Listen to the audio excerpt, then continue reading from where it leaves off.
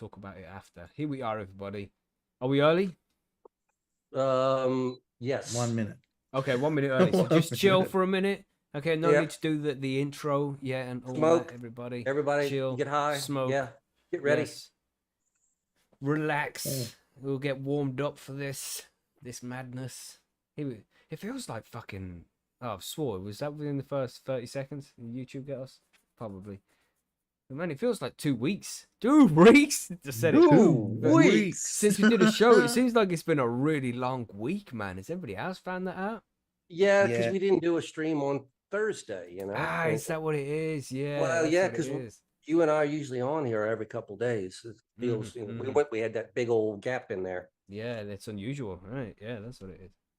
I didn't know what to do with myself this week. Normally I can get up and I can listen to that interview because I miss it live because, you know, I'm a lazy fuck and I don't get up early enough. But And there was none, 0. No. It's I didn't know what to do with myself.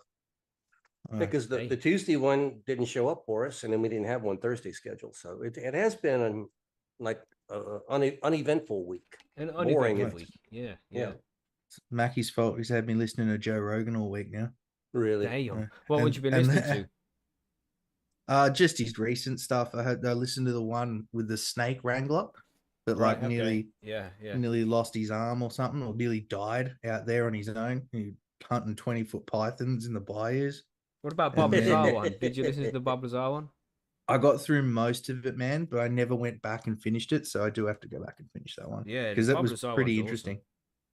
And then obviously anything with Graham Hancock and oh yeah, I've listened to a lot of those ones with Randall who's the other one that was with Randall Carlson? Yeah.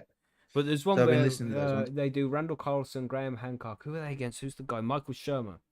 And they have a debate.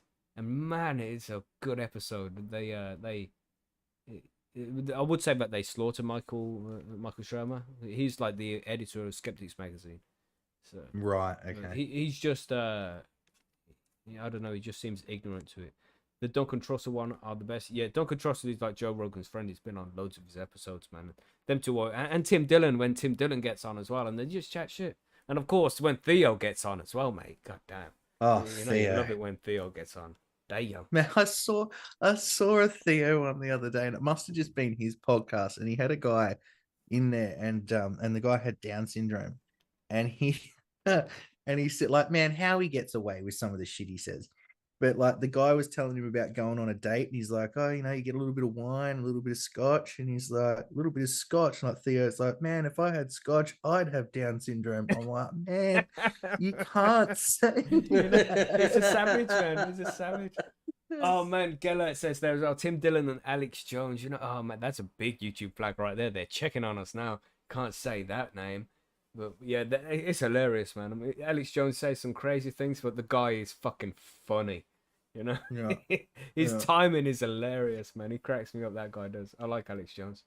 Funny. But yeah, let's do this proper intro now, because now we're definitely over the time. Yeah, so yes, everybody, and welcome to High on Homegrown, the cannabis podcast from Percy'sGrowroom.com. I am Mackie from the UK, and joining us this week we have Monkey Doo.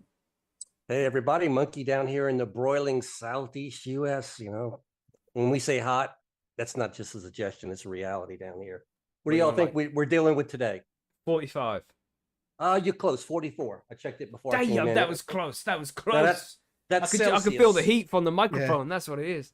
So for all you Americans, it's about 110 down here today. So yeah, we're staying inside and enjoying the cool that we have. Ooh wee. Yeah, we is right, man. Yeah. And we also have Bubble Hawk. What are you saying, Bubble? Hey guys, Bubble Hawk coming at you from a cold early morning down here in the southern land. So it's not too cold, but it's still cold enough for me to complain about. So, you know, we're used to the 40-degree days. That's t-shirt weather for us. You know? And you know, I sweater was weather. talking to the missus earlier about that, and I have to admit, I've gotten a little bit used to it. Now, it used to be when it first started, you'd walk out and be like, "Oh man," you start sweating instantly. Now it takes a little while. You'll get there, but my body's adjusted, and I hate to say it, it happens. That's it. Start putting fucking hoodies on when it gets to 41 because it's not hot enough. Yeah, exactly. But oh, there's a bit of a chill to that.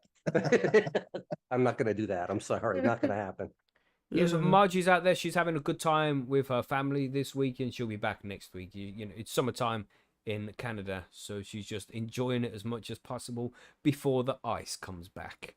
But she didn't take us with her. No, That's the no. problem. We didn't even wanted to get go on invited, vacation man. too. That's You know, really. I would have brought weed. just the invite would Yeah. have been cool. You know, just Yeah. come over, Mackie. You know, we're having a barbecue. You know, we're Yeah, gonna come have on, hot Mackie, you're dogs, cool. infused hot dogs and shit. Yeah. Oh man, what a March picnic would be a crazy picnic now. Infused tomato chutneys and I'll do that. That's something I should really do, actually. Do some more infusions. Yeah, but not so strong, you know, so you can eat more of them. The worst thing when you have edibles that taste good and you're just like, I just want another couple of those. Can I? Yeah. You really don't want another couple of those. Shit. Or an hour and a half later, you're like, I'm glad I didn't have another one. Shit hear would have that, gone man. sideways. So yeah, man. What we got going on this week? We're gonna do the cannabis news and events. Of course, we have about 6 different news stories. I think we've got some good news coming out of Germany. You probably all know what that is already, but we're going to be covering that and discussing it in the news section. And for the grow guides, we're talking about organics, man. Well, not necessarily organics, but microbes and bacteria that are in the you can use in the root zone for your cannabis plants to, you know, just put some microbes in there, help the roots grow, and for nutrient uptake and all that kind of stuff, beneficial bacteria. But we won't be using any of those long scientific names and stuff because we don't roll like that round here. We're keeping it simple. We're talking about, you know, just what they can do, where you can get them from, that kind of stuff. So yeah, stay tuned for the grow guides a little bit later on in the episode. A quick shout out to everybody, I suppose. What do we have here? We have Viking, Turbo Twisted, Silasyn, Leo Style, Brian Goats, which reminded me of that Gautier. You know, that guy, like, everybody thinks he's a one-hit wonder, but then you go check out the rest of his music, and he's a good musician, man. He makes some good stuff. Random Tangent, Filmy Balls, Mad Dog, Jinx, SMG, who's back from Product Earth. I hope you had a good time, man. Chubbro Grows, James from Peter. James is back. James is back, everybody. We haven't seen him for like 6 months. It's probably not that long, but it felt that long, James. He was all worried, but you know, he's back now. He's back. He's in the chat. He's over at Percy's, and it's good to see him around, man. Because like a week before that as well, he was in hospital for a little bit, wasn't he? You know, and then he disappeared. It's like, fuck's sake, man. That's a nice way to worry us, James. Let's not let that happen again, bro. You know? It's like you're scolding a child here, man. You know, bad James. Bad James. Young man, next time you go away, you make sure you tell us first. Shit. We have Fire Top as well. And Improper Weed Viking already said it at the top there. Savons, Noel, Bank Switch, Dougaloo, Undertaker, Geller, Dank Dixie, who I wrote twice. SG2. Who else do we have there? Hashimoto's here. Outlawed Pagan, Lone Star Laugh has arrived. Who else do we have? Giant Grasses, WEE. What's up, man? That's a new name. 420 Trees is here. South Silly is here. John Finnegan. Yes, lots of folks here. So, welcome. So, yeah, welcome to the show, man. What are we all smoking on? I got some White Widow in my mitre here. It's very delicious. What you got, Bubble? What you have nice today? I've actually got some Citrique that I'm about to grind up for a doobie. Okay. And but it's like I don't know exactly who the breeder is, but I got it from a mate, and it's really nice. It's really citrusy, and again, it's got me real keen for this mimosa cross orange punch. I know I was talking about it earlier, but I have to say it again. I'm really keen on these orange terps. But other than that, I've got some dabs of the blackjack. So I might crack into a dab first, and then Nice. That's a beautiful way to start a Monday morning, I think, Paul. Yeah, not a bad way to kick off the week. Indeed. What you say, Monkey? What you got this week? Oh, well, I see. I dug to the back of the cabinet, and guess what I found? I found some Jack Herrera. So that's what's going to be on for the show is Jack today. Hey, there we Nice. go. That's the thing. Everybody loves a bit of Jack, you know? Yeah, that's it. That's what everybody in the chat got. Come on, man. You got to start telling us there, everybody. We got Outlawed Pagan who's smoking on some marmalade. Nice. When I was in the shop the other day, random tangent section, just a few minutes of random tangents, everybody. Okay. That's what we do. I was in the shop and I saw, remember lemon curd? Remember lemon curd? Yeah. So a jar of lemon curd, man. It's like, shit, I haven't had that for ages. I didn't get it. Well, I was definitely thinking about it. We got taught how to make that in school when I was younger. It was one of those things, when you go and do like your cooking class. I don't know how your education system works, but we had It used to work. It doesn't work anymore. Well, it's kind of an I'm pretty interesting- certain. Yeah. It's kind of an interesting thing that to teach you. The first thing you're going to learn is how to make lemon curd. Yeah. This is how we Well, survive in the Commonwealth, monkey. Exactly. Exactly. We make dessert first, damn it. I think from memory it was like Mother's Day was coming up, and it was like you can make this and put it in jars and then give it to your mum. And I'm like, fuck, I don't want to poison her. Like I just, I'm pretty shit with cooking. give Like, my- back then. I'm trying to think about what would happen if I gave my mom a jar of yellow goo for Mother's Day. Yeah. Like, I don't know about that. Damn. Happy Mother's Day. Put this on some toast. Exactly. Is this rosin? Shit. What do we have? Else do we have there? We have marmalade. We got Exodus cheese there. What nice, Ooh, delicious. Who else do we have here? Some what's that? Panacea peach from Jareth. Special cut from Dank Dixie. Nice. Some dispo crap, unfortunately, from Silicin. Unfortunate, man. A gelato from Improper Weed Viking. He's over there in Italy right now. Living it up. Italian gelato. Yeah. I read his post over at Percy's. It was very cute about how he got his weed vending machine to work. So we'll leave it at that. You got to go to Percy's to read that post, but it was cute. That's funny. Pure Michigan and Golden Tiger. Nice. I'm smoking some Gastropop. But that's from Savans, not me. I've got White Widow. Purple Godbud from Twisted, who's also driving on his way to work. You be careful out there, bro. Be careful out there. And the finished last of my 847 Godbud. too. Yeah, Look out. Yeah. good stuff. Nice. Got cross. Ooh. Yeah, Woody's here as well. What's up, Woody? Yeah, nice. Oh no, John Finnegan's got nothing again. That's bad, man. Bad times. Damn. Yeah, you run out a lot, John. You need Banks, to grow which is more, on a bro. strawberry cough. All right, somebody finally got the harvest on it. Very nice. So you're gonna have a good session today. People are smoking on some good shit, man. Lots of good options out there as well. Don't forget to pass it round, everybody. Don't forget to pass it round. Delicious. Yeah, so that's about it, man. Are we ready already to move on to the news and events this week?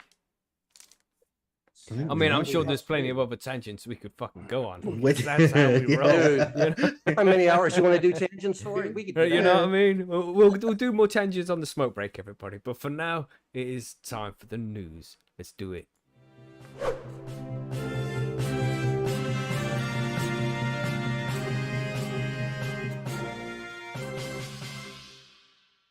So we have, what is it, 5 or 6 stories to cover? I have 2, Monkey has 1, Bubblehuck has 2, so that's 5. Quick maths, check that out. Dang. See that, everybody? See that? Nice.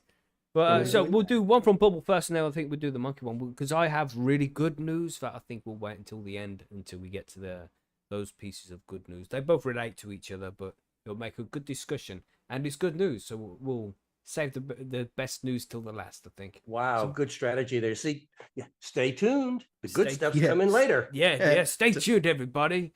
Roll yourself up something nice, so when that celebratory moment of the good news comes up, you can celebrate with the already rolled joint or built bowl. You know what I'm saying? There you go. Why not? This is not financial advice. Just yeah. So what are you saying? But you want to go first? You want to hit one of yours? Yeah, man. Yeah, I'll go with this one. So high-tech medicinal cannabis facility opens in Brisbane. So the most high-tech medicinal cannabis facility in the Southern Hemisphere is open in Brisbane, with growers on a mission to give Australians the highest caliber of product. Nice. It's kind of a bit of an op-ed. The perfect cannabis crop lies behind a series of airlock doors, heavily protected by a team of top growers on a mission to give Australians the highest caliber of medicinal cannabis. Carefully crafted over 7 years, the medically flawless plant Yeah, the medically flawless plant housed in Brisbane's Heathwood is almost ready for harvesting and will soon better the lives of thousands. Few Medically visitors. flawless. I like Yeah, that. oh yeah, man. That's what I mean. It's a bit of an op-ed. Yeah, So, it's it, man. Who said it was yeah, flawless? I want to know. Exactly. I want to check Yeah. that stuff out. Yeah. Well, it's taken them 7 years to get one strain. So Is it the Damn. bat weed? If it's bat weed, it is the perfect weed. yeah, look, if it's bat weed, I'm all happy to call it medically flawless. That's fine. All right. So anyway, back to your right. story. Sorry about that. Back to the story. So a few Tangents, visitors, man. Jeez. That's what we do. Jesus. That's tangents right. on tangents, man. Few visitors have been allowed into the secret facility, and those privileged enough to peek behind the veil must don white lab coats, bright blue booties, and hairnets just to step near the precious plant, ensuring they Science. don't contaminate years of hard work. I thought it was So- drag. Yeah, yeah. Just, I won't say it. The cannabis farm developed by Medcan will eventually produce 6,000 kilos of dried flower per year that's worth about 60 million and helps at least 25,000 Australians. So sitting on 3,000 square meters, the facility has cost 12 million to erect and is now the largest and most high-tech vertical grow house in the Southern Hemisphere, boasting a heating, ventilation, and air conditioning system that could power half of Brisbane Airport. The facility officially opened. Damn. That's It's some. huge. Why not just give it us in kilowatt hours, you fucking idiots, man? Yeah, It's enough to power the airport. Like, God damn. yeah, Brisbane Airport's pretty big too, so that's a big ass HVAC system. Damn. So the facility officially opened on Monday, contains 6 cultivation rooms designed specifically for each propagation stage, allowing the plant to grow and dry out in a highly controlled environment. So the plants undergo 3 months of preparation before they're packaged on site and sent to pharmacies for collection. In 2 months' time, Medcan will harvest its first commercial crop of about 2,200 plants. Demand for medicinal cannabis is increasing in Australia, with about 80 to 90% of patients relying on imports, mainly from Canada, where only local growers are permitted to produce medicinal cannabis. Wow.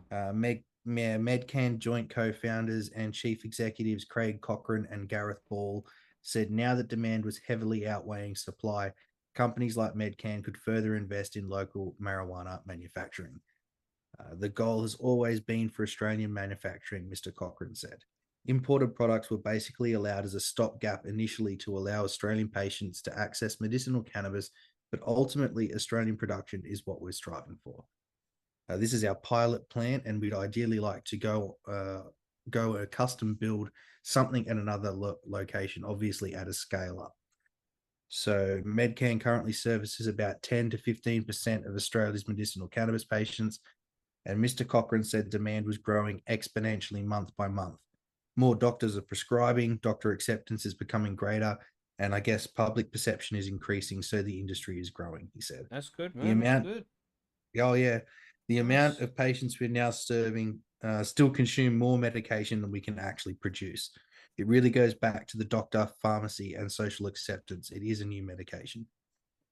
Prices would also drop dramatically if Australia was to produce its own medical cannabis rather than import Canada's offcuts. Currently, an average patient pays between $50 and $200 out of pocket per month. Times that by 5. If that's just people buying that so that they've got the ticket, and then they're getting a lot more shit out elsewhere. I can guarantee it. But due to the prescription not yet listed on the pharmaceutical benefits scheme, so it's costing people more, obviously, because you've got to pay full price. Medcan head of medical Lawrence Kemp said doctors were also becoming more inclined to prescribe the traditionally taboo medicinal cannabis, and patients experiencing the drug had provided word-of-mouth advertisement on its wide-ranging benefits. This is the bit that got me. When I was in medical school, I was taught that cannabis was a drug abuse, that it was a social problem and a medical problem, Dr. Kemp said. The fact that it could be used as a medicine to treat various conditions like chronic pain and mental health problems wasn't even part of the curriculum. So there's been a kind of big shift in that, in terms of learning to think about it differently. Yeah, this reminds me, just random tangent, kind of tangent, but it's not related to the story. But that whole drug abuse thing from the teacher, it triggered one of those memories from when I was a kid. And it was like, this was primary school, so I must have been like 8 or 9, maybe 10 or something. Young, still in primary school. Wasn't in secondary school where you become like a teenager, so it's younger than that. And this kid, can't remember who the kid was, but he was just sitting there in class, and remember you get the Vicks vapor rubs thing that you smell when you got a cold, and they got little bits of tissue or cotton wool on the inside that it's got all the Olbus oil on. This kid took out one of those and he rubbed it under his eyes and just made it look like he was crying. And, everybody was laughing at him because of what he did. And the teacher, all dramatically, probably more dramatically in my memory than what it actually was, picks up the pen and wrote on the board, "Drug abuse." And she explained that not using it properly because it's a medicine, not using it properly makes it a drug, and it's drug abuse and all this shit. So wait a minute, wait. Not using it properly makes it a drug? Well, yeah, probably. I worded that probably wrong. I don't think they would have said that because that's a ridiculous thing to say. Well, I mean, we might as well have, Yeah.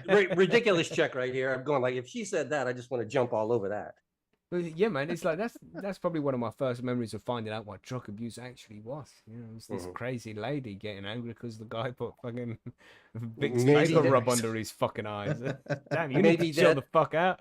Maybe he didn't abuse it. Maybe he used it like he wanted. Maybe he was trying to do that. Maybe he was preventing conjunctivitis or something by blood in his eyes. I don't know what he was doing. Maybe it wasn't dry eyes. Stop being so ignorant. His eyes weren't breathing properly, so he gave it a little extra. That's right. He felt congested.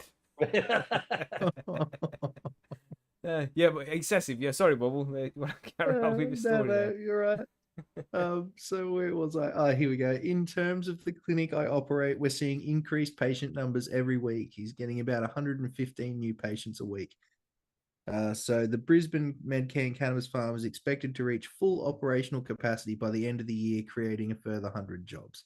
Specializing in vertical growing, where each cultivation room holds multiple levels of plants, has allowed the facility to increase the biomass of the building's footprint.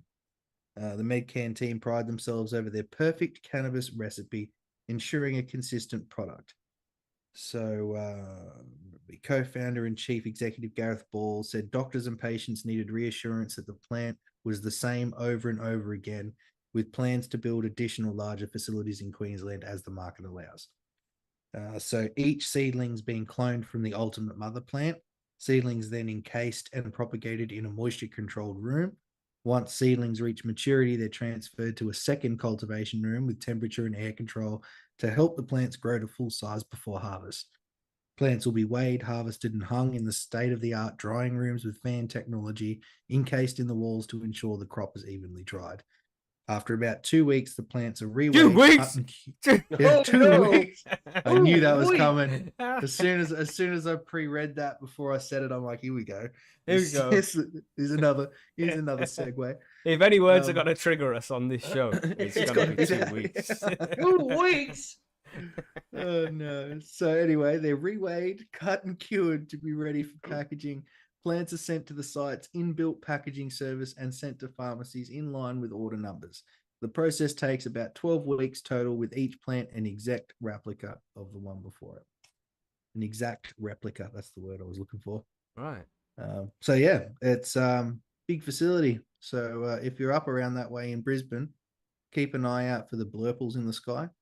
Although it does look like they're using spider farmers from the photo. Looks like they got them all daisy chained together.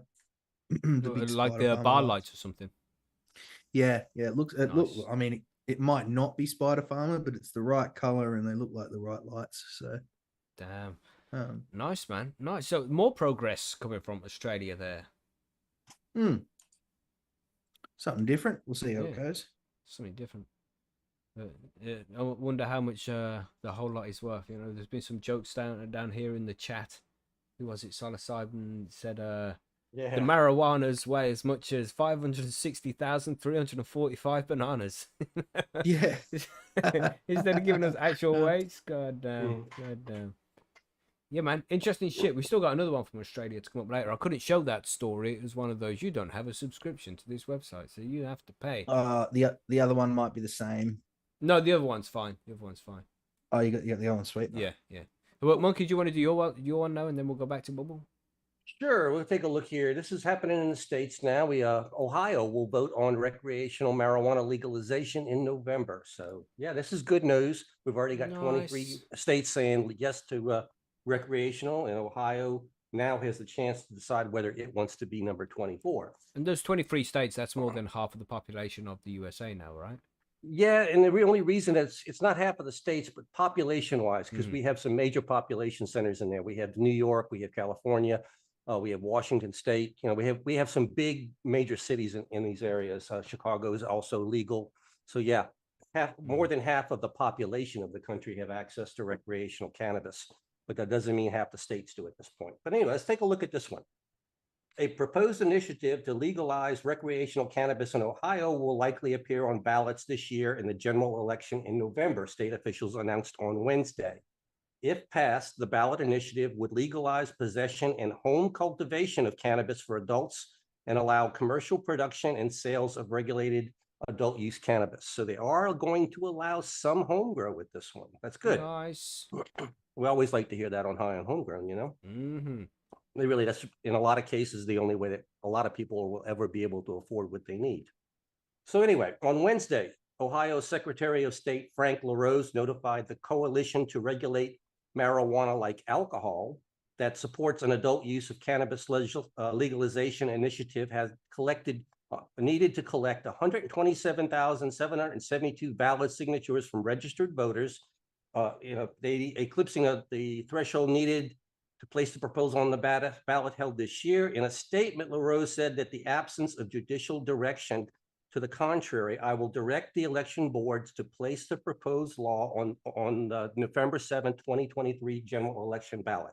The announcement came after supporters of the recreational cannabis legalization initiative submitted an additional signatures from voters after initially falling short of the number needed to force an election. On July 5th, the coalition submitted petitions with more than 222,000 signatures to the Ohio Secretary of State. After the petition was submitted, the group celebrated the effort, which collected more than 125,000 signatures that it thought it needed. Problem was, they came back. 3 weeks later, LaRose's office informed the organizers that the efforts fell short to legalize cannabis on the Ohio ballot, falling short because they only got 124,046 valid signatures. They needed less than 700 more. What they did is they went back and double checked everything, and some signatures they couldn't verify, or they weren't valid, or things like that. But anyway, more than half of them were bumped. So anyway, I just need to find about 11,000 more votes. Oh Lord! You talk about a flag. Oh man! There's a flag right there. All I need is 679 valid signatures. Come on, guys, give me a break. Oh God, don't start me on this. Flag. But yes, anyway. Submit a sufficient number of valid signatures. Petition needed an additional 679 valid signatures that were not contained in the original statement, and they had another extra month to do it. They said, okay, this is no big deal. It looks like they came up a little short the first phase, but now they have 10 days to find 679 voters to sign a supplemental petition. This is going to be very easy because the majority of Ohioans support the proposal to regulate regulate and tax adult use cannabis. So they actually, they got like 6,545 extra signatures to make up the difference. So yes, they are going to be on the ballot. If passed, the proposed ballot initiative would legalize recreational cannabis in Ohio for adults 21 and older who would be permitted to possess up to 2.5 ounces of cannabis and up to 15 grams of concentrate. The proposal also legalizes cannabis cultivation for personal use, with adults allowed to grow up to 6 cannabis plants. Households with more than one adult would be permitted to grow up to 12 plants. I can live with that. What do you guys think? 12 plants. Yeah, I'm just against any plant limits. 12's good. You can grow many with 12, but any plant limits at all, it's like, go fuck yourselves, man. Don't tell me what I can and can't do. I agree with you. I want to do a pheno hunt and grow fucking 500 to pick out the best one. I should be able to do it. That should not be commercial growing. You know, fuck Yeah. them. Yeah, But look, I have to say at least 12 is better than some of this 3 that we've had around other places, you know. Oh yeah, yeah, I for was gonna sure. say, 12 at least. You can do a little bit of a pheno run. You can have, a couple in different stages. So And like we say, realistically, no one's coming around anybody's house being like, "Let me just check to make sure you've got the 3 plants underneath 50 grams now." Yeah. yeah, no, Nobody's doing that. But after the case, if you do something else wrong, then and they Yeah, come and find your plants, then that's a different story. But usually that comes in the case of a complaint that someone has registered against a particular place, and then they'll come in and inspect after a complaint has been lodged. But yeah, yeah, then they don't go knocking door to door saying, "Let me just see in here what you're doing up in here." No, that's that's right. and that's a invasion of privacy. That's personal space. You don't do that. No, not gonna happen. Yeah, but they're allowed to come and spy on your house with drones and helicopters and shit. That's not an Ev- uh, invasion of privacy at all. Apparently so. So as Fucking, long as they're over 400 feet above your house, you have no control over that. I think is you how it fucking goes. arseholes, man. How is it not spying? I don't want to go into a rant, but like, really, how is it not fucking spying, man? How are they allowed? Because in some places they have the IR cameras in the fucking cars, and they'll drive past and just looking in all the houses. Just how is that not against the law, man? You might as well be just walk up to my house and look through the fucking window. You know what I mean? Make sure I'm Well, not chopping up blocks of cocaine or something. Just make it's sure. so You can never be sure. These so fucking cheeky stupid. Those bastards, man. cameras, you're not going to see the detail that people think you're going to see with these IR cameras. I mean, if I got a space heater running in the house somewhere, it's going to show as a red hot spot. Just like, yeah, lots a lot of things in your house are going to show Yeah, hot. yeah. And then That's right. nowadays, with like we said it many times on Percy's, with conventional LED grow lights, your tent is not that much of a hot spot. And that's it. And no, if it's just one corner of the room or one part of the room as well, it's when the whole fucking house is gloating. That's when they get yeah, concerned. You know? yeah. That's When they it, fly exactly what over and they're. it's just Yeah, big red spot. yeah. Mm-hmm. 3 Wrong. bedrooms are covered in, Wrong. 1,000 watt Wrong. Yeah, HID in there, and yeah, blurring everything up.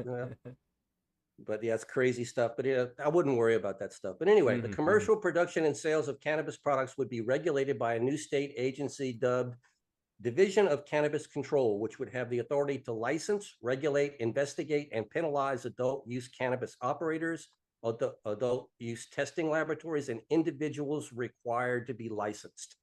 Cannabis products would carry a 10% tax, which would be dedicated to the administrative cost of the regulations, substance misuse treatment programs, and social equity and jobs programs. Municipalities with licensed recreational cannabis dispensaries would also receive a share of the cannabis tax revenue. That's fair. You get that is revenue. fair. If you allow sales, you get revenue. If you don't allow sales, you don't get revenue. I like that. Yeah, Yeah. yeah, Um, Under the proposal society equity program, some cannabis cultivation and dispensary licenses would be reserved for individuals from communities that have faced disproportionate enforcement of Ohio's current cannabis laws. We are proposing to regulate cannabis for adult use just like we do for alcohol. Yes, we've been saying this all along, guys. This is what we want. Our proposal fixes a broken system while ensuring local control, keeping cannabis out of the hands of children and benefiting everyone. Now, this Nice. proposal does lack the provisions for expungement. Boo. I Yeah. was gonna ask. Yeah, I was gonna ask. Did they? I know they said that it was.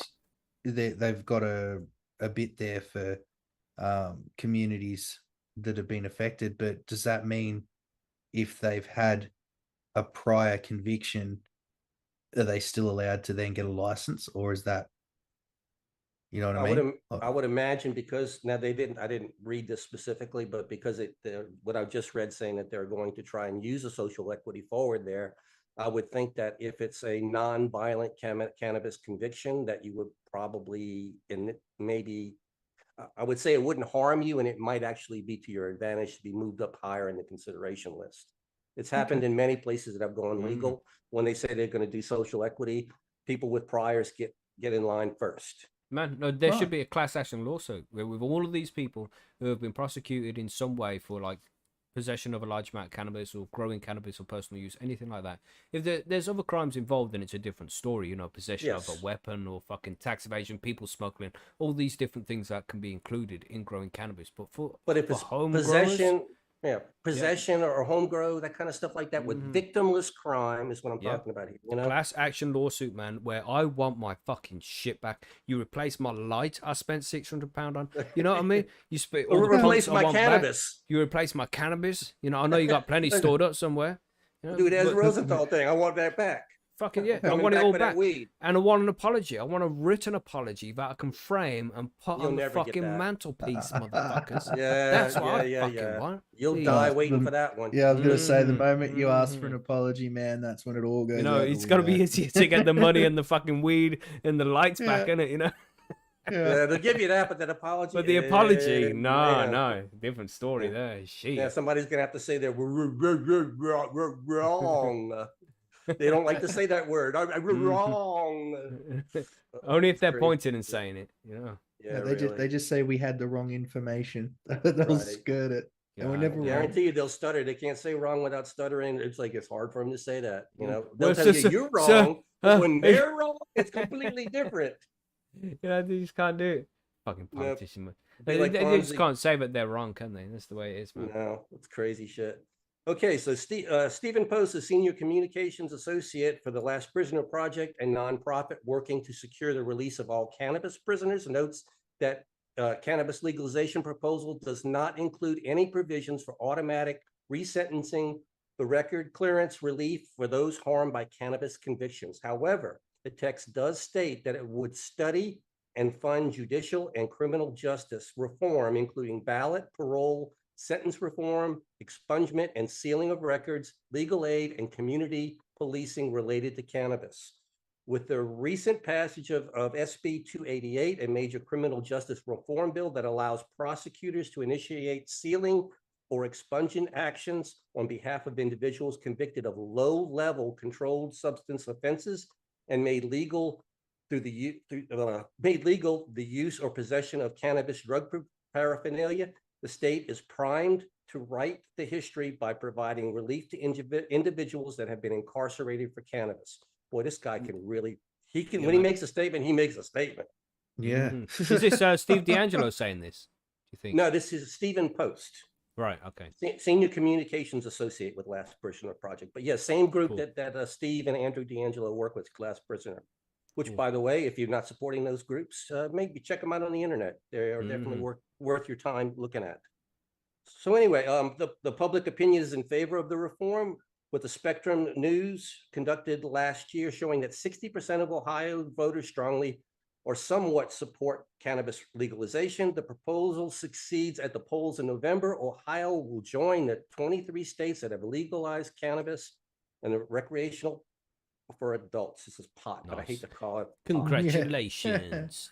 Yeah. So anyway, this is good news, and I'm hoping it goes well for him because there are some things out there. You know, like we talked last week about somebody who was trying to get cannabis made illegal again in South Dakota. And Yep. you know, Who the fuck is that guy? yeah, exactly. And actually doing a little research, the guy is a far right kind of a fanatic out there who's a rabble rouser, and considered maybe getting him on, but then after reading some police reports that involve him, I don't think it would be a very good interview for us to put on. We'll avoid If he's that. got police reports, he's not a high enough Yeah. politician. You know, you got to get one of them high up No. Well, guys. he's not a politician. He's a rabble rouser. He's a citizen. Well, he can basically just a shut the citizen. fuck up then, can't he? With his Exactly. crazy ideas. Really? Like I said, who the fuck is this guy? It's like they just reported on a random guy, just some random guy who's come along and be like, cannabis is bad. You know, one cannabis can kill you. You need to stop it. And be like, oh, we need to write a story about that guy. Well, the thing Yeah. was, he got the signatures to actually put it on the ballot, though. That's why they Wow. wrote about him. Because yeah, there are a lot of Wow. states in the United States that ordinary citizens can. You get enough signatures on a ballot, you can put a proposal on in an election to make something legal, illegal. Do that. We also have 11 states that don't have that ability to do that over here. So it's a Mhm. mixed bag. But the state he was in, yeah, it was legal for him to go out there and find X number of other people who didn't want cannabis around. Now he's got an election going on. I don't think I'm going to follow up on that one come the election cycle and see if it actually goes on the ballot and how badly it gets defeated. Because I'm confident that the people in South Dakota will defeat a ban on medical marijuana. Just doesn't make any sense. Yeah, man, so there's another piece of good news, man. It's some good news so far today. Hmm. Don't you think? Well, It's been potentially good news. I'd say at least it's good news that they get a chance to voice their opinion. we You know, we have a kind of it's not good news from Bubble Huck here, but it's a cool story. You know, as home growers who probably all dreamed about a setup like this. uh-oh. You know what I'm saying? What are you saying, Bubble? Yeah, so this one caught my eye because I thought it was funny, and I thought fucking, ingenuity and all of that. But it gets funnier as it goes along. So police uncover sophisticated cannabis setup hidden below a trapdoor in a WA backyard shed. So incredible vision has revealed the moment police allegedly uncovered a sophisticated drug setup hidden under a trapdoor on the floor of a shipping container shed. Police made the startling discovery during an early morning raid on an address in Carnup, a regional suburb of South Perth, last week. The footage shows a green metal shipping container stationed next to a regular garage with items including a speaker and a trolley scattered on the grass nearby. As the officer, who appears to be filming on their phone, walks inside the shed, boxes of insulation can be seen stacked up on the left-hand wall, with the trapdoor seen open behind the boxes. A steep set of stairs under the trapdoor with numerous power points built next to it leads down to a bunker made up of more shipping containers that have been buried underground. Vision from inside the bunker, built on a 9-acre property, shows a desk and a chair and multiple plants, which police allege are cannabis. Police will allege the bunker contained a commercial scale hydroponic grow setup, including Wi-Fi, automatic running water systems, lighting, and carbon dioxide feeding systems. Officers seized 25 plants from the bunker. It will be further alleged an improvised clandestine drug lab was then found inside a granny flat detached from the main house. Police have since charged 2 men over the discovery. A 46-year-old man was charged with 1 count each of cultivate a prohibited plant with intent to sell or supply, possess a prohibited drug, and possess a controlled weapon. And a 48-year-old man was charged with 1 count of manufacture a prohibited drug attempted. So he didn't even manage to get it done. So Bam. both will Now- appear in Perth Magistrates Court in September. What is a improvised clandestine lab? Is that where they trimmed? Is that it? I would assume that it's Made the usually when they extract? use that terminology, it's in reference to like meth. Okay. So or either meth or pills or or something like that they've decided. So but they don't have any photos of the supposed lab. It's just the walking down the stairs and the shipping containers that they've buried underground. So they've just got a whole bunch of shipping containers, buried them, and then welded them together and set up a grow room underground under a trapdoor. So We had a question- good question here in the chat. Who's it from? I can't even see it. Oh, I've got to scroll. There we go. From SG2. How the fuck did they find it? That's a good fucking question, man. How the fuck did it was not That's what I was going to ask, yeah. you know? I would assume because they've also charged them with intent to sell or supply. I would assume that old mate was probably selling, or there was, he was running around a crowd that was selling themselves, and he's collateral damage. But someone would have had to have known about it. So it doesn't say anything about whether they were stealing power or anything like that. And it does look like they're running LEDs, but they're saying it's hold on, where was it? They did say how big it was. Didn't sound that big, really. It was a couple of those, like they're a 40-foot container. Sees that's a- 25 plants. I mean, so it's- 25 plants, yeah. This is So- just one of the ways that I've always wanted. You know how fucking nice it would be to just hire a JCB for a weekend, buy a couple of fucking shipping containers, and just bury a couple in my back garden, with a little doorway going to it. That'd be so cool, but so expensive. So you're looking at 100 G's or something. I don't even know what that would cost to get that done. Yeah, well, you're looking at probably close to, I'd say anywhere from 5 to 10 grand per container, and then you the got to dig the cost of holes, actually, wire digging it, the holes, putting wire it in. it. Yep. Yeah, weld it get rid of together, the fucking waste after it as well. stairs, trapdoors, all that stuff. Yeah. It is not gonna be cheap. But Yeah, I mean, you know what? It does remind me of that Guy Ritchie movie. Is it The Gentleman? Is The that the one? Gentleman. Mhm, Yeah, mhm. where they walk into the shed. Same thing. So they've obviously pulled a little bit of inspiration from something like that. Is that But guy look, on YouTube? I don't know if you've all seen him because I think it's a UK YouTuber, but he's called Colin Firth. I think his name is Colin Furs. What's his name? It's not Colin Firth. He's a film star, isn't he? Come on, you all know the guy. He built a bunker in his back garden. I'm gonna have to do a quick Google search for this. I wouldn't know that. That's England. That's UK, right? Yeah. Colin Furs. I'm gonna say Furs. Yeah, that's him. Colin Furs. COLINFURZE. And he built a bunker in his back garden, man. Just a normal standard UK house, and he built a bunker in the back garden. You know, he filmed the whole process and shit, and it's a good series of videos, man. He's a cool guy. So check that shit out, and you know, get some ideas on how to build a proper grow room. yeah, Because now the we YouTube series is finished. It's like really, that's what I would be using it for, man. Damn. Weed Vikings made a good point. They possibly found out by the satellite footage. 1 minute there's 9 containers, and the next minute there's no containers and some moved earth. Yeah, I would assume it's something to do with that, or someone's tipped them off because I mean, you'd never know. You'd Mhm. never know that was there, I'd say unless somebody tipped someone them told off. you.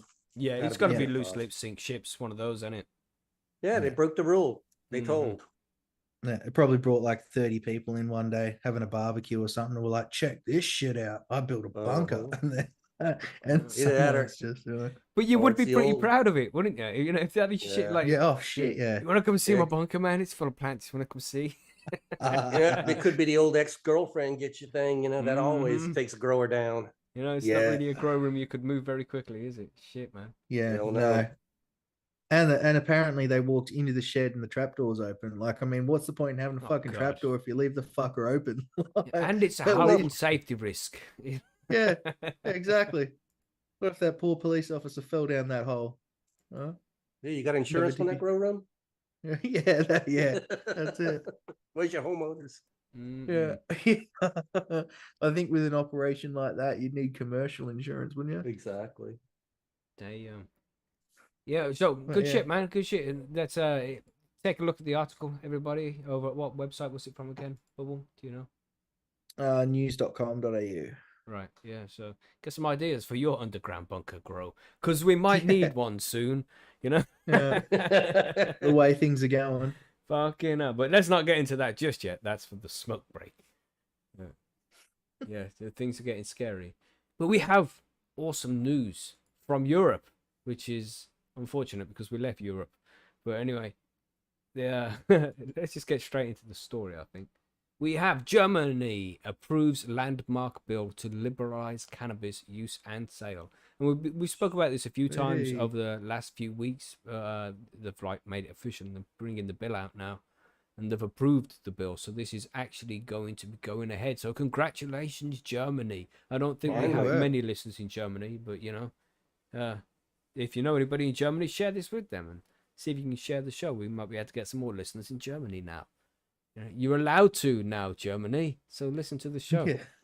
No, This is I will good. even do the favor of not trying to speak German in any way and butchering your language. I will not say a thing, you know, because I Do it. butcher many Do it. languages. Do Even it. the English one. Even the English, but my favorite one to butcher is the Italian language. I do that Oh, one jeez. very well.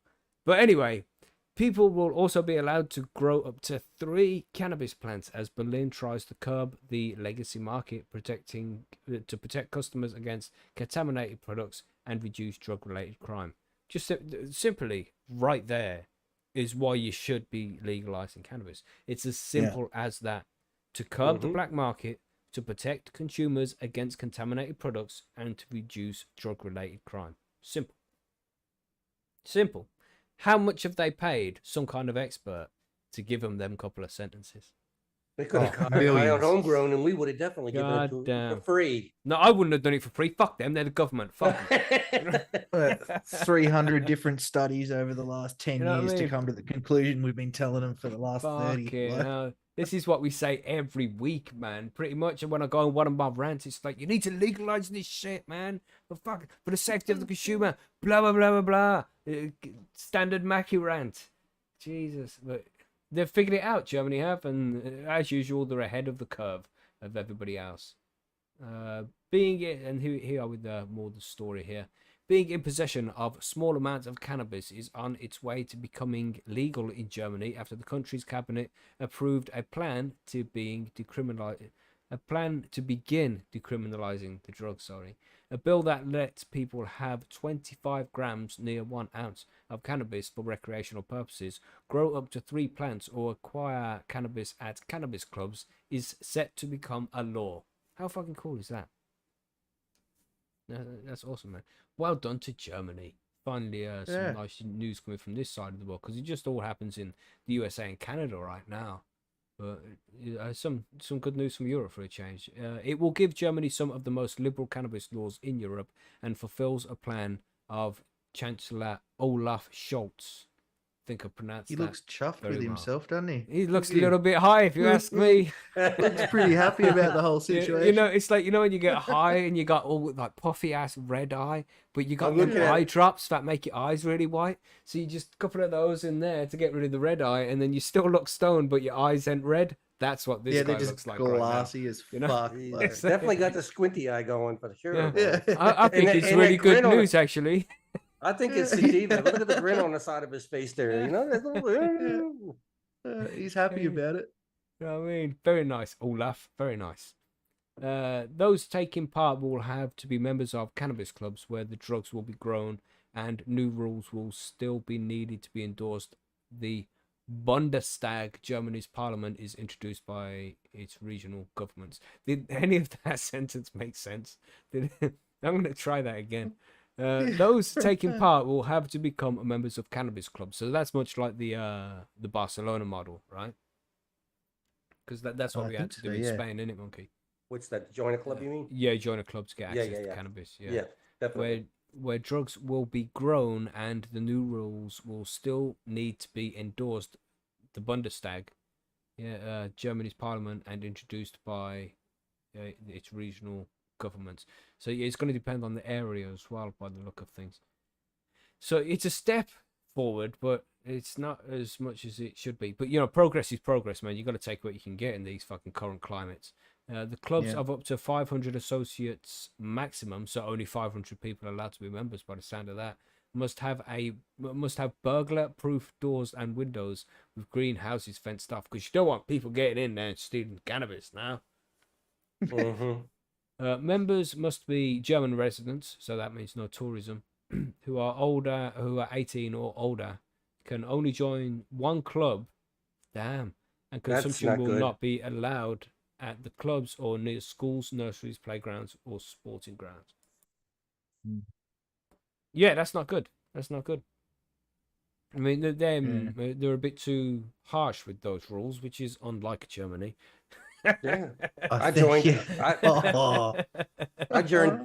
3 clubs in 3 days in Barcelona. So what the heck, you know?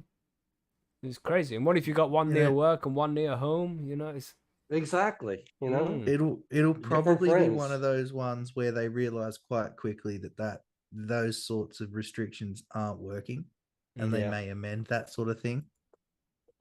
I have a feeling they did that because they're trying to leave enough open slots for everybody to join, kind of thing like that. But, you know, just because you have 500 members doesn't mean you're going to have 500 members showing up every day. This is true. You know, you're lucky to have 100 show up on any given day.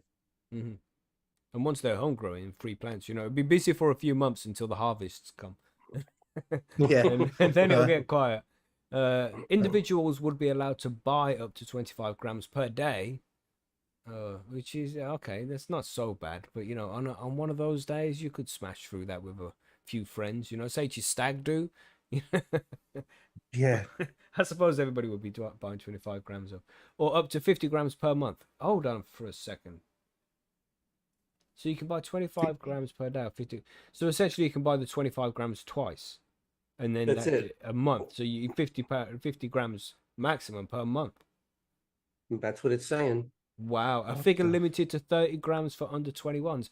Wow, Germany, come on. Come on now, Bubble Hot can What? smash 50 grams in a week. Yeah, Damn. easily. What? Press It's will eat not that in no time at all. Mm.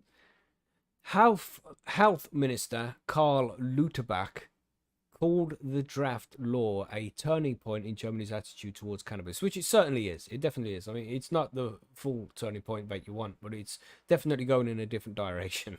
Right? So you definitely have turned a point. Mr. Schultz, Socially Liberal Coalition, hopes the plan will limit black market sales, protect consumers against contaminated products, and reduce drug-related crime.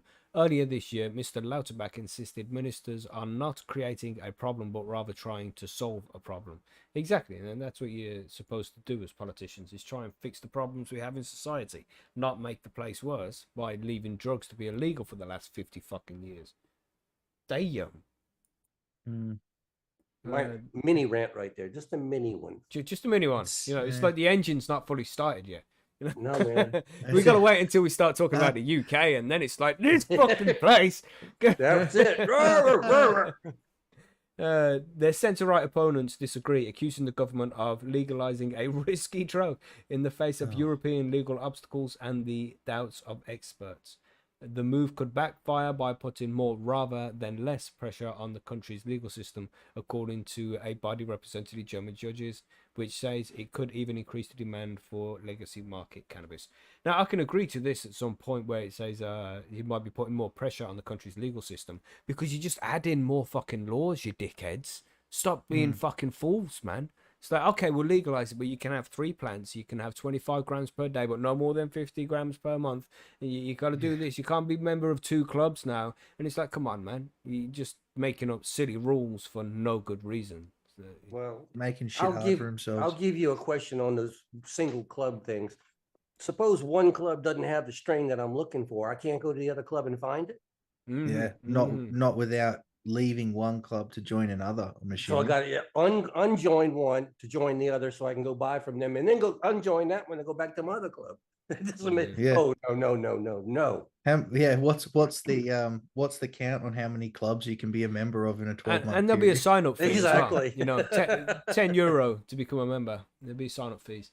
But it says here as well, even some advocates of legislation are not happy either, which is not surprising when you have stupid fucking rules in it like they're putting in place here.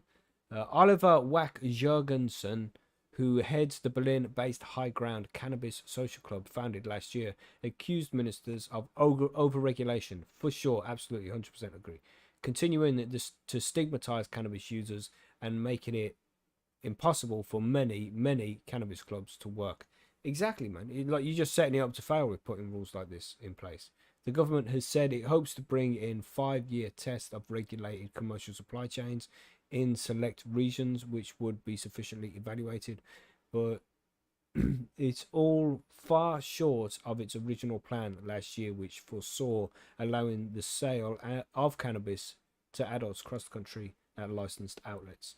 This was scaled back following talks with the EU Executive Commission, which is one of the reasons why we left the EU. I wasn't a supporter of Brexit and all that, but you shouldn't have to go to the EU's Executive Commission to ask permission. Fuck all. Fuck them. You know what I'm saying? Saying, little trailer park joke there. Trailer park boys. But yes, interesting, man. What you all think of this? Look, I suppose you all think the same as me, and it's fucked. I think it's a good step forward and about 8 steps backwards. So I think they needed. I'm not going to go that far. Yeah, it's good to see that they're moving in some direction. Yeah, but less restriction, I would definitely say would be my way of going about it. Yeah, I think they're just going a little bit silly with the rules. 50 grams maximum per month is you having a laugh, man.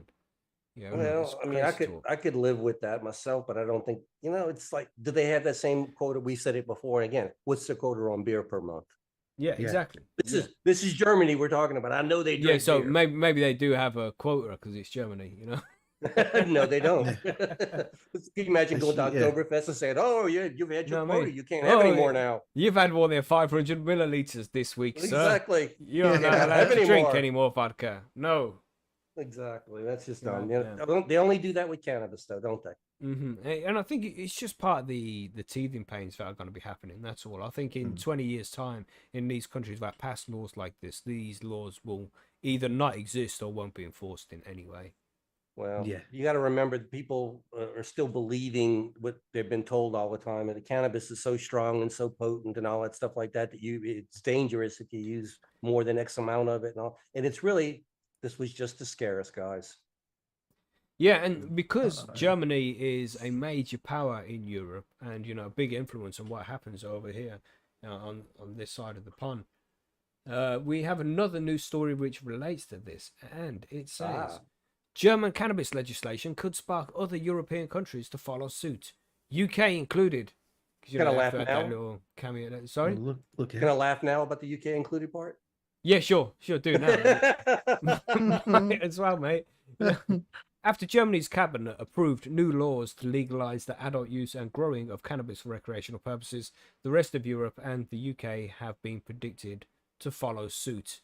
I hope they don't follow like the same suit. I hope they come up with their own suit. A nice three-piece suit and top hat and shit. Not some crazy shit like Germany has done. Germany Yeah. sticking with the zoot suit. Like, Crazy, sorry. The German bill still needs to be approved by the Bundestag, which is expected by the end of the year. For fuck's sake.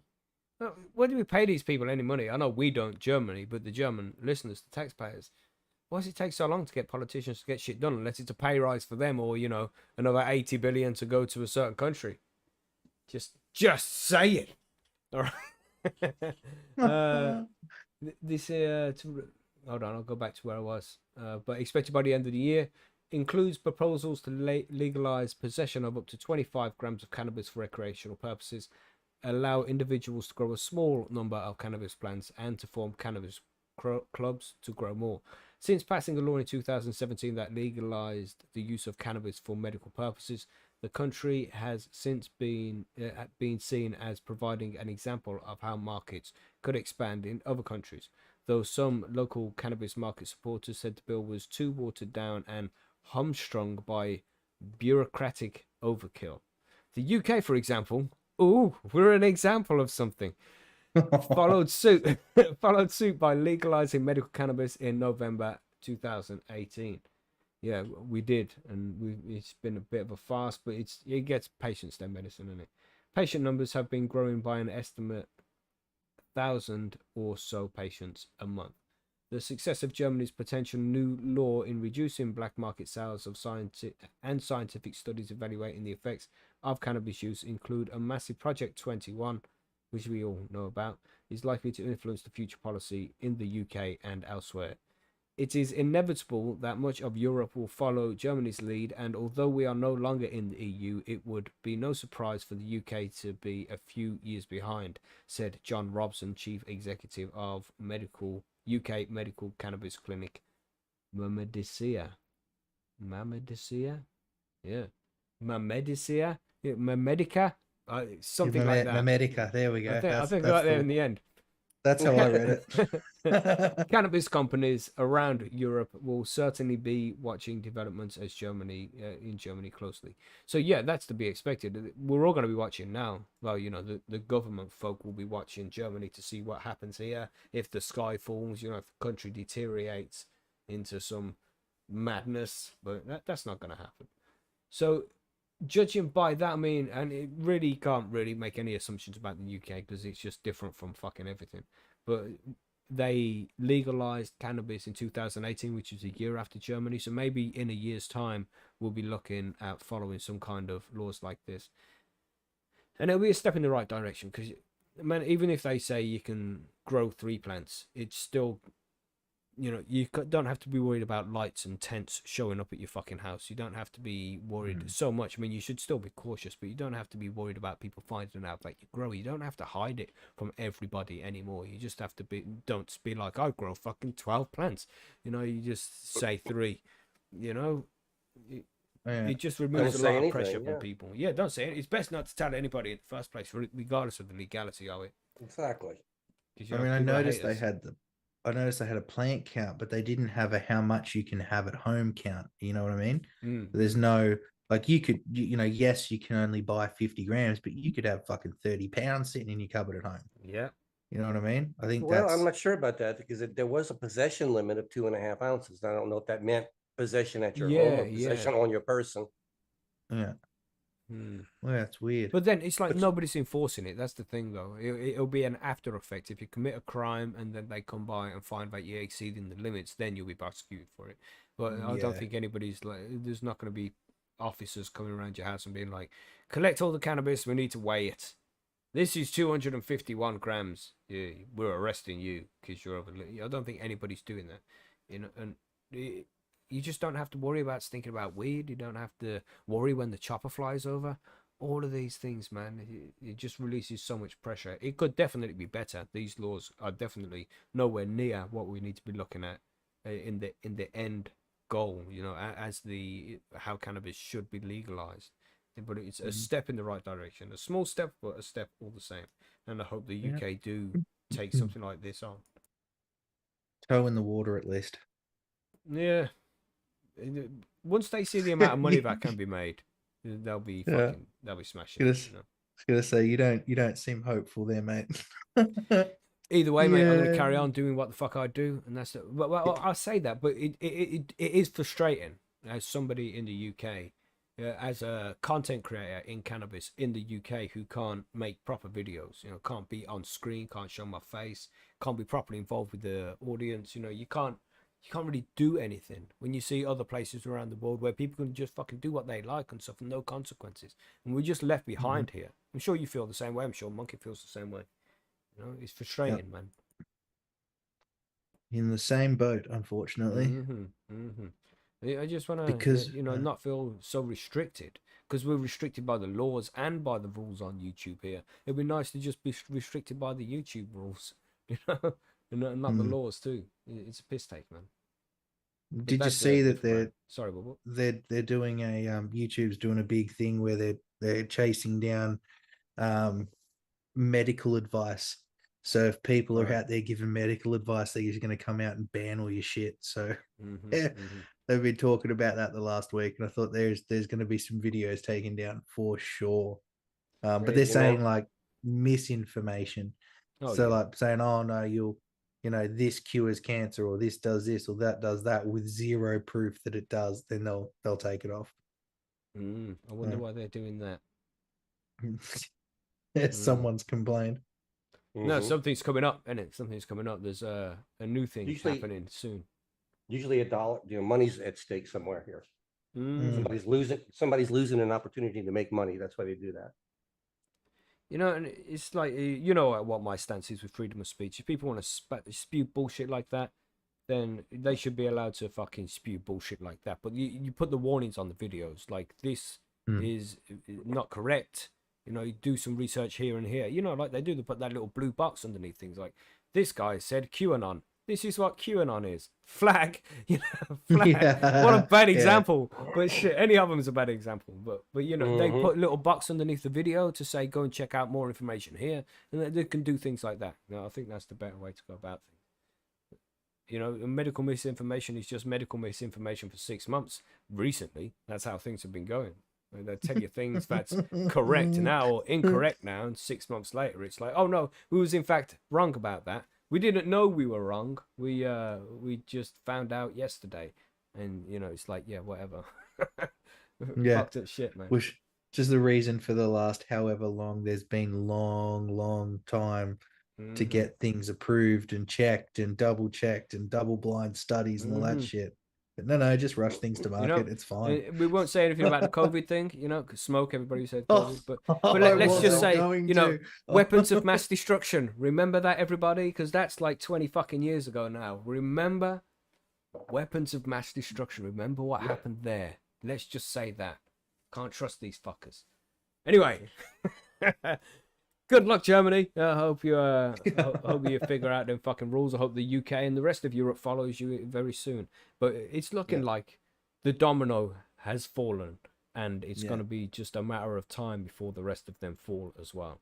So we're getting there. We're getting there. And though it's not ideal, it's a step in the right direction. It reduces some stigma at the very least. You know, then you can be like walking down the road carrying a cannabis plant and people don't look at you like you're criminal. We're like, fuck you, it's legal now. I can. I'm not saying you would do that, but you can do that if you Well, fucking Just wanted to. taking your plant to work with you. You know what I mean? Just getting some extra sun while the clouds are out the way, you know? Yeah. Just Mackie, the shoved in your US started backpack. this path in what, 10 years ago, first states Mhm. started legalizing, and we still haven't gotten it all over here. So I just hope that Europe does this way faster than the US. And that's not likely, Mm. but, you know, Mm. Yeah, that means at least it's moving forward, you know? that means by 2040 you'll still have states or countries that won't be legal. And by 2040, I'll still be growing a few cannabis plants indoors, thinking, fuck the fucking world. You know, I'm not doing Exactly. anything wrong here. I don't Yeah. care if they fucking change the rules to make it worse or better. I'll still do exactly what I fucking do. Because I know as an adult, as a responsible human being, that I'm doing absolutely nothing fucking wrong. You know what I'm saying? I don't have some Albanian guy with a new pair of fucking trainers living in the tent for no fucking money, do I? I pay him a fair wage, you know? You bought him some trainers, didn't you? You know, I bought him new trainers. What's the fucking Exactly. problem? He's happy. He's got trainers. What the hell? Yeah. Shit. Oh, Yeah, sorry about that, everybody. It was just a joke. It was just a joke. Exactly. no. Please don't cancel me. You know. It's a joke. Legalized referencing another UK show. Go back. 2052. Nice, killer. Nice. We'll still be here in 20 years' time doing the same fucking thing. Exactly.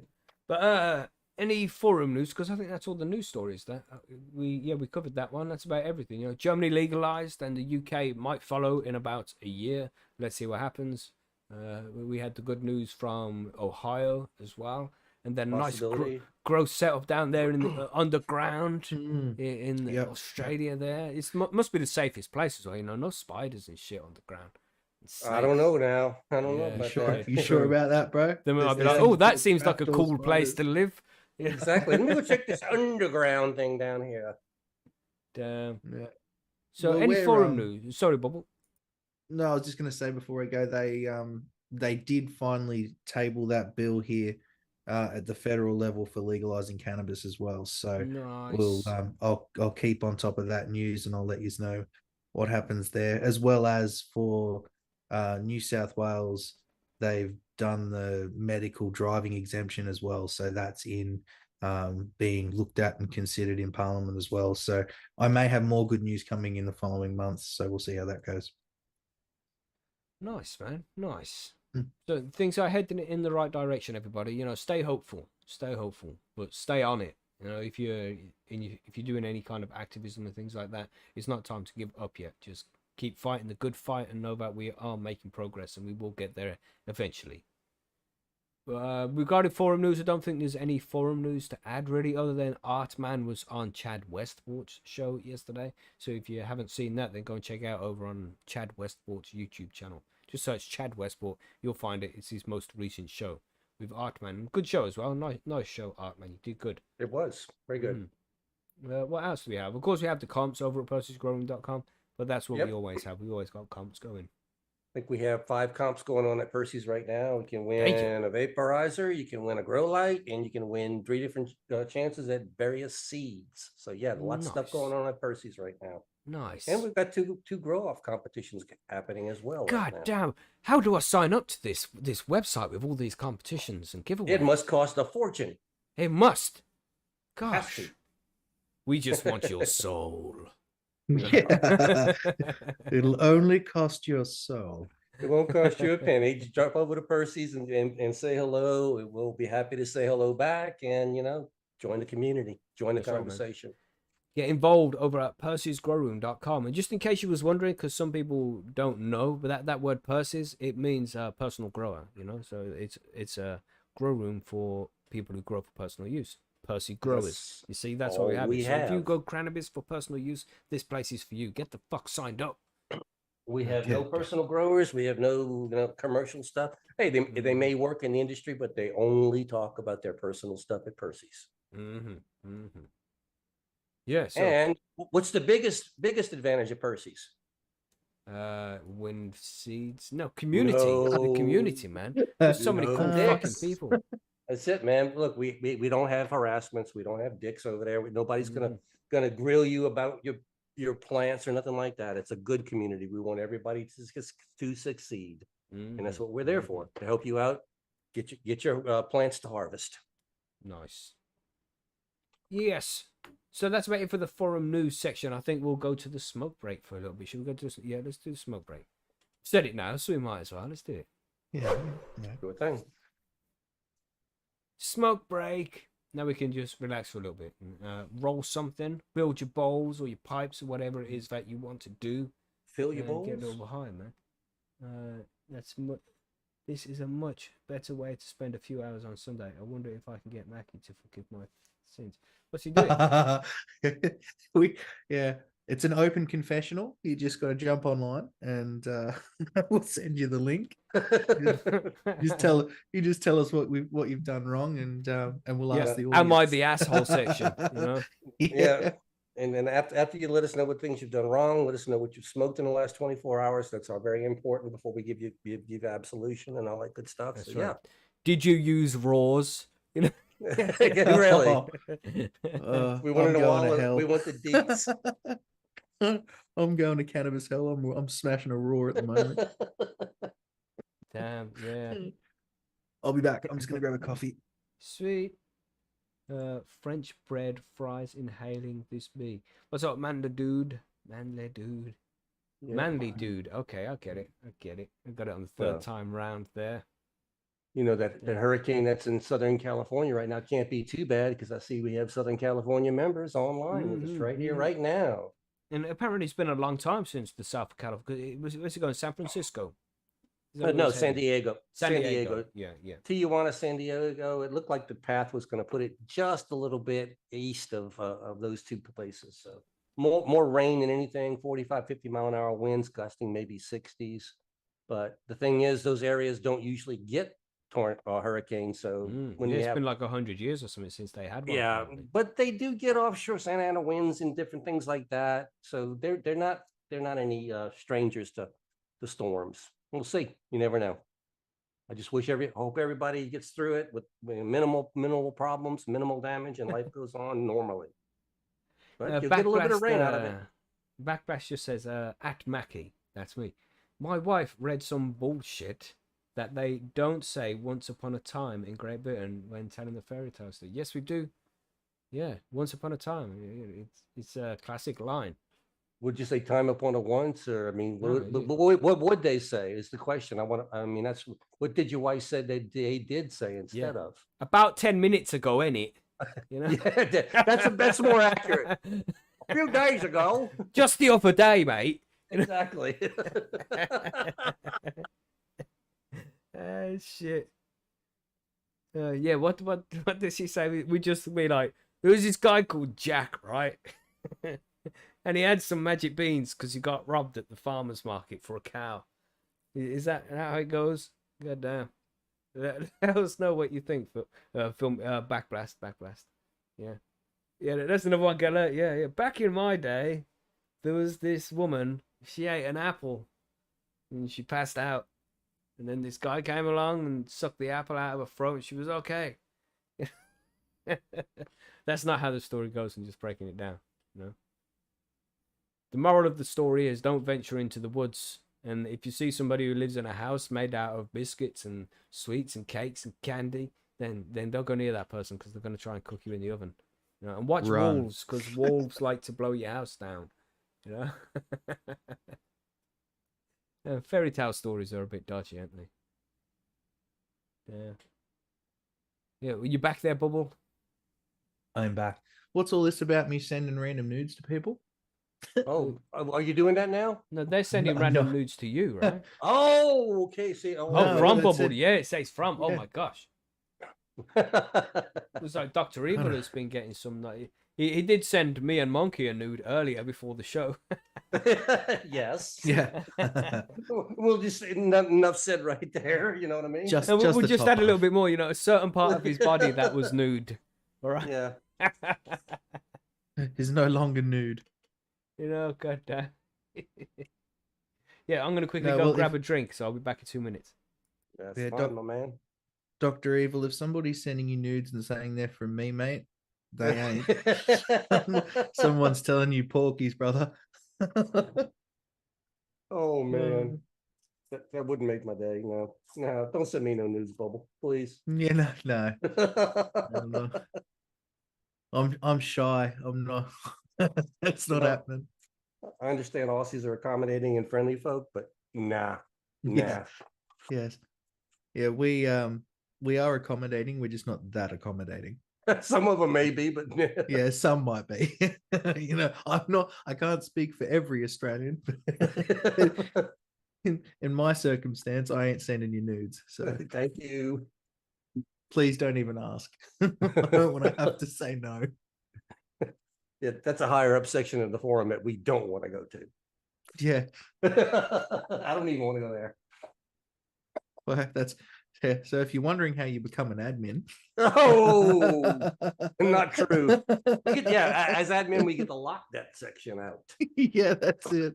Wipe it out. Delete. Oh, it's Crazy, funny. man. It is. I think I'm going to switch to Blue Dream, back to Blue Dream. I've been enjoying it lately more. Yeah, Blue Dream's really nice. I haven't had it in ages, man. It's been a long And I've time got a for few me. seats in there. I've got Just wanted something familiar. You know how it was. oh, look at what. All right, guys, And calm down. you guys keep talking about orange terps, and I got nothing orange in the cabinet right now. So I got to fight back with something. Oh, I'm sorry, bro. Like I can't get it. As soon as you open the tent, it's literally like what I because you know. guys you have Been those a while oranges. since I've grown them that before, but yeah, I know that. I know that. Oh, it's so nice. I grew a cut of amnesia that had the orange terps in it once, and that was one of my favorite grows. Ooh, yeah, yeah, that would have been like I'm big on the citrus. I can take or leave a lemon terp. Um, it's like it's the earthy lemon terp that I'm sort of partial on. But yeah, if it's big citrus, I'm all over it. So, um,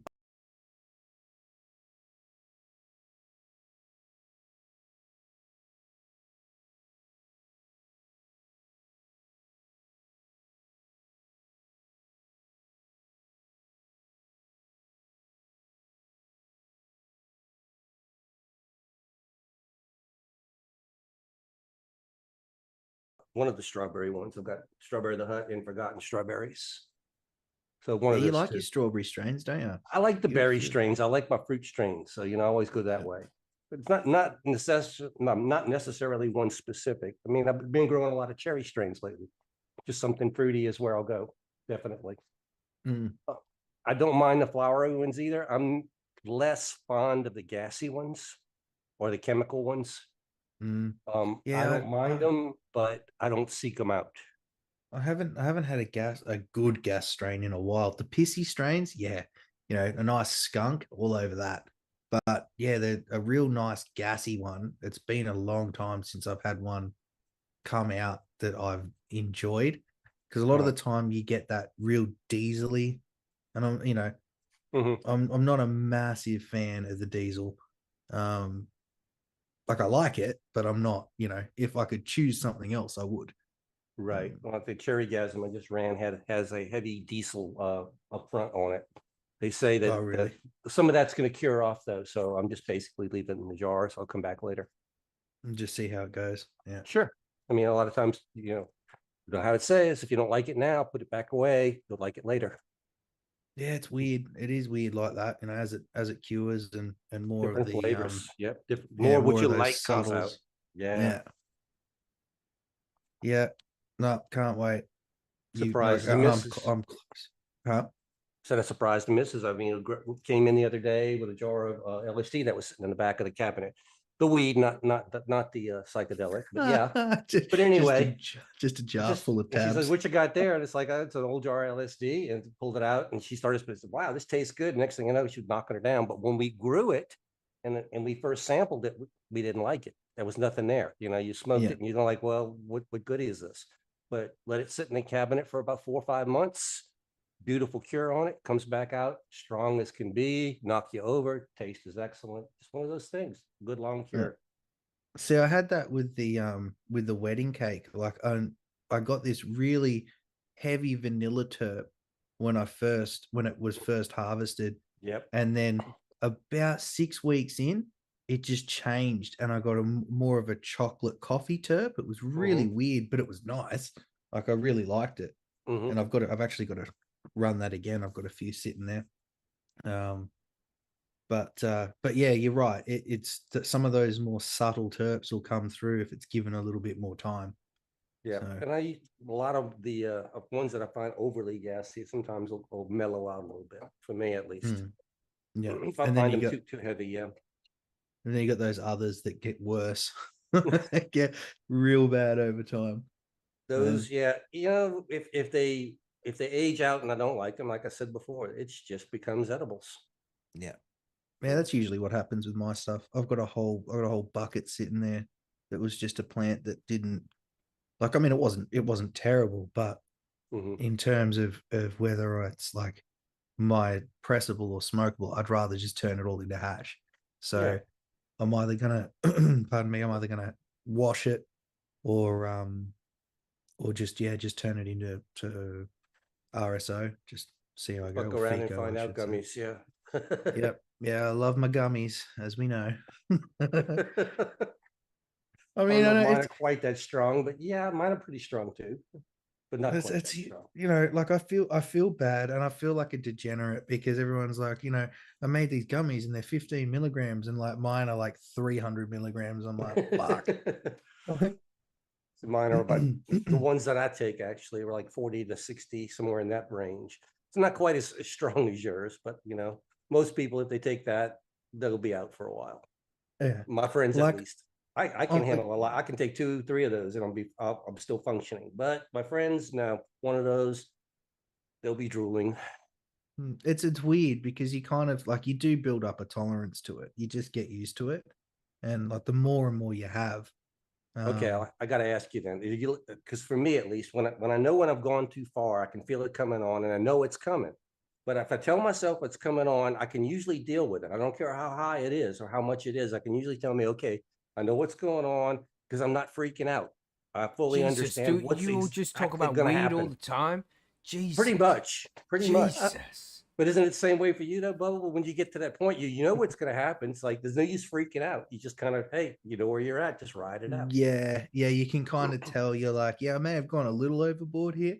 Mm-hmm. And then, Yeah, this is but going to be fun for a little while. You kind of in your mind, you're going, yeah, okay, I'm gonna have a little ride for a while, yeah, you're like, I just need to sit down and just Yeah. reassess for about 5 minutes. And every Should time be you stand okay. up, you go, okay, stand up slowly and get your balance before you go anywhere. Yeah, Those that's kind of it. You things.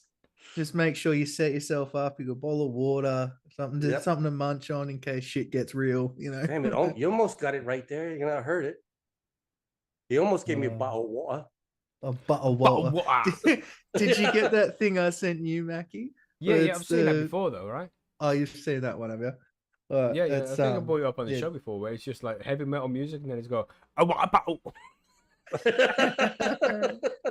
Yeah, It's like, what down did with he the say? sickness. Yeah, Funny. it's so good. Cracks me up. Yeah, and Oh. Product Earth was this week as well. This weekend, Friday, Saturday, and Sunday. I hope everybody had a good time.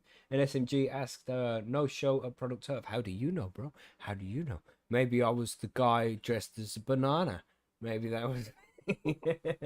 No, I didn't make it this year. I had things to do this weekend, so I couldn't make it. I would have liked to have as well, but maybe next year, man. Maybe next year. Well, I mean, the thing is, Mackie could have been there and nobody would have known it. I don't think they really know who we are, Mackie. So he could have slid in, slid out. Yeah, Very man. I few was in people would have drag, known. so you wouldn't know. Exactly. You wouldn't have known it was me. He didn't have to be in costume because nobody knows what his regular look is. So if you saw Margaret Thatcher at Product Earth, you know who it was. Yeah.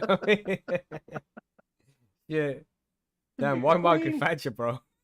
I don't know. All right, we'll go. Was the first If the thing that queen came to was mind. there if the queen Yeah, was that at was Product me. Earth, that was Mackie. Yes. That was me. Yes.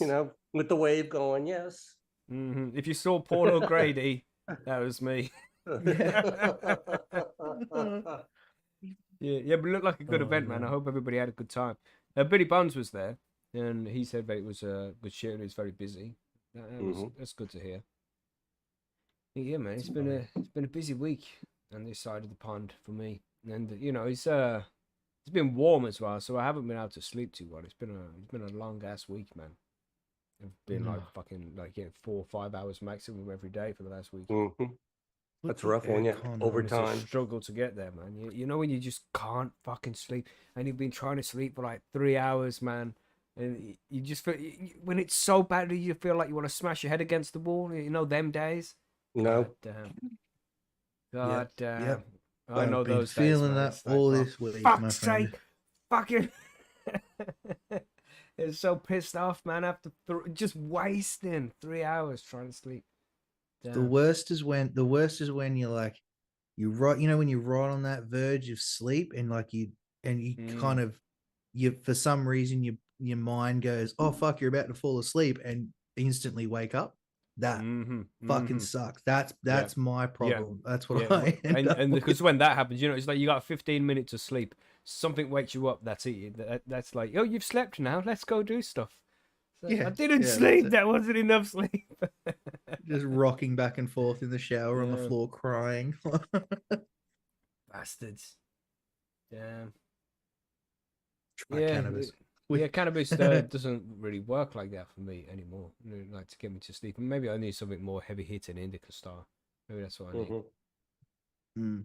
Yeah, I've had too many sativas recently, or at least sativa doms. So because that blackjack is really sativa-y. It's got a real heady buzz to it, which is great for daytime. I think what I should get an air conditioner is what I should get, and just like having a timer to be on for an hour, because then it cools the room down, and then it's not on all fucking night, Silas and Jesus, mate. Calm down, bro. Gee, don't even go there. I had to look up and see that one. They're like, oh. Damn. Maybe I'll try that next week, bro. Shit. Exactly. Yeah, that's a little extreme.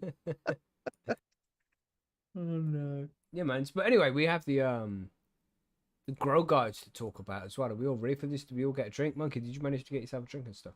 I'm prepared because I come prepared for the show. I don't have to leave. I'm good. Oh, right. And just us unprofessional guys. Exactly. You guys have to get up every week to get your drink, and my drink is right here where I brought it. Read between the lines, Bubble. We're a pair of cunts. Exactly. Dragging me down, guys. Don't embarrass me so much. I'll just bring the coffee machine in here next week. So if it sounds I'm just standing at the barista's bench or something. Bring the bud press in too, so when you run out of rosin, you don't have to go anywhere. It's right here. I do need to press more. And you know what reminded me? Watching Art Man yesterday was pressing, and I'm like, I need to do more of that. I haven't pressed in a little while, so I'm running low. So yeah, man, I think we are ready. The grow guys. Should we do it? Yes. Sure. Let's do it.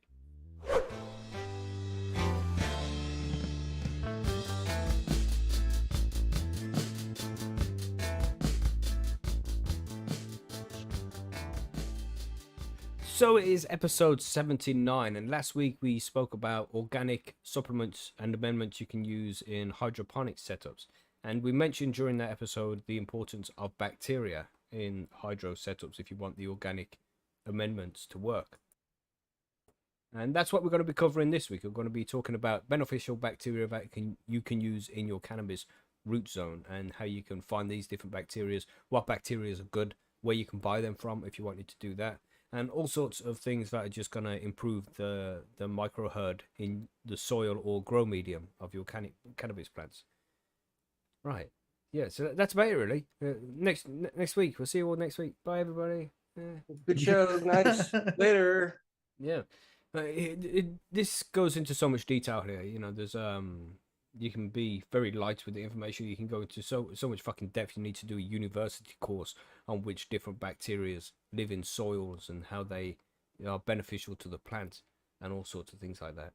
But Monkey, do you, because I know you use the organic amendments in your grow medium, do you incorporate a specific type of bacteria? Like, do you buy the like Eco-Thrive powder from the internet and use that, or do you just use lactobacillus. What's the score with you? What bacteria do you use?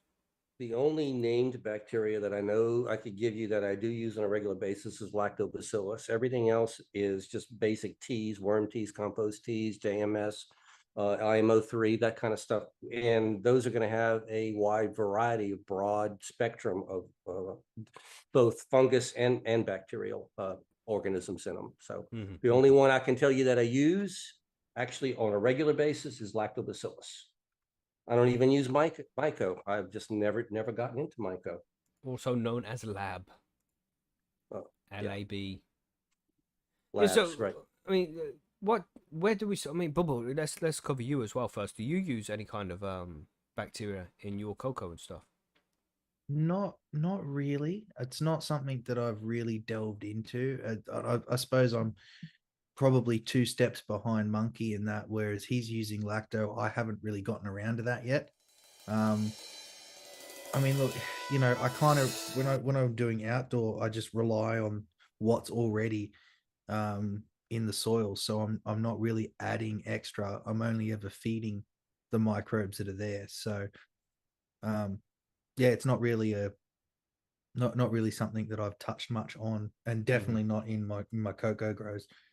But it is something that I'm looking at slowly. I've seen the results. The results are good, so it's pushing me into giving it a go at least.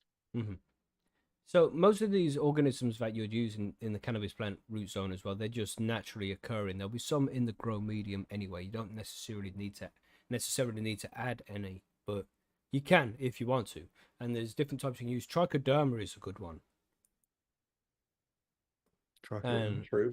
Yep. Trichoderma is it's a type of mold pretty much, and if you're a mushroom grower, you hate this shit.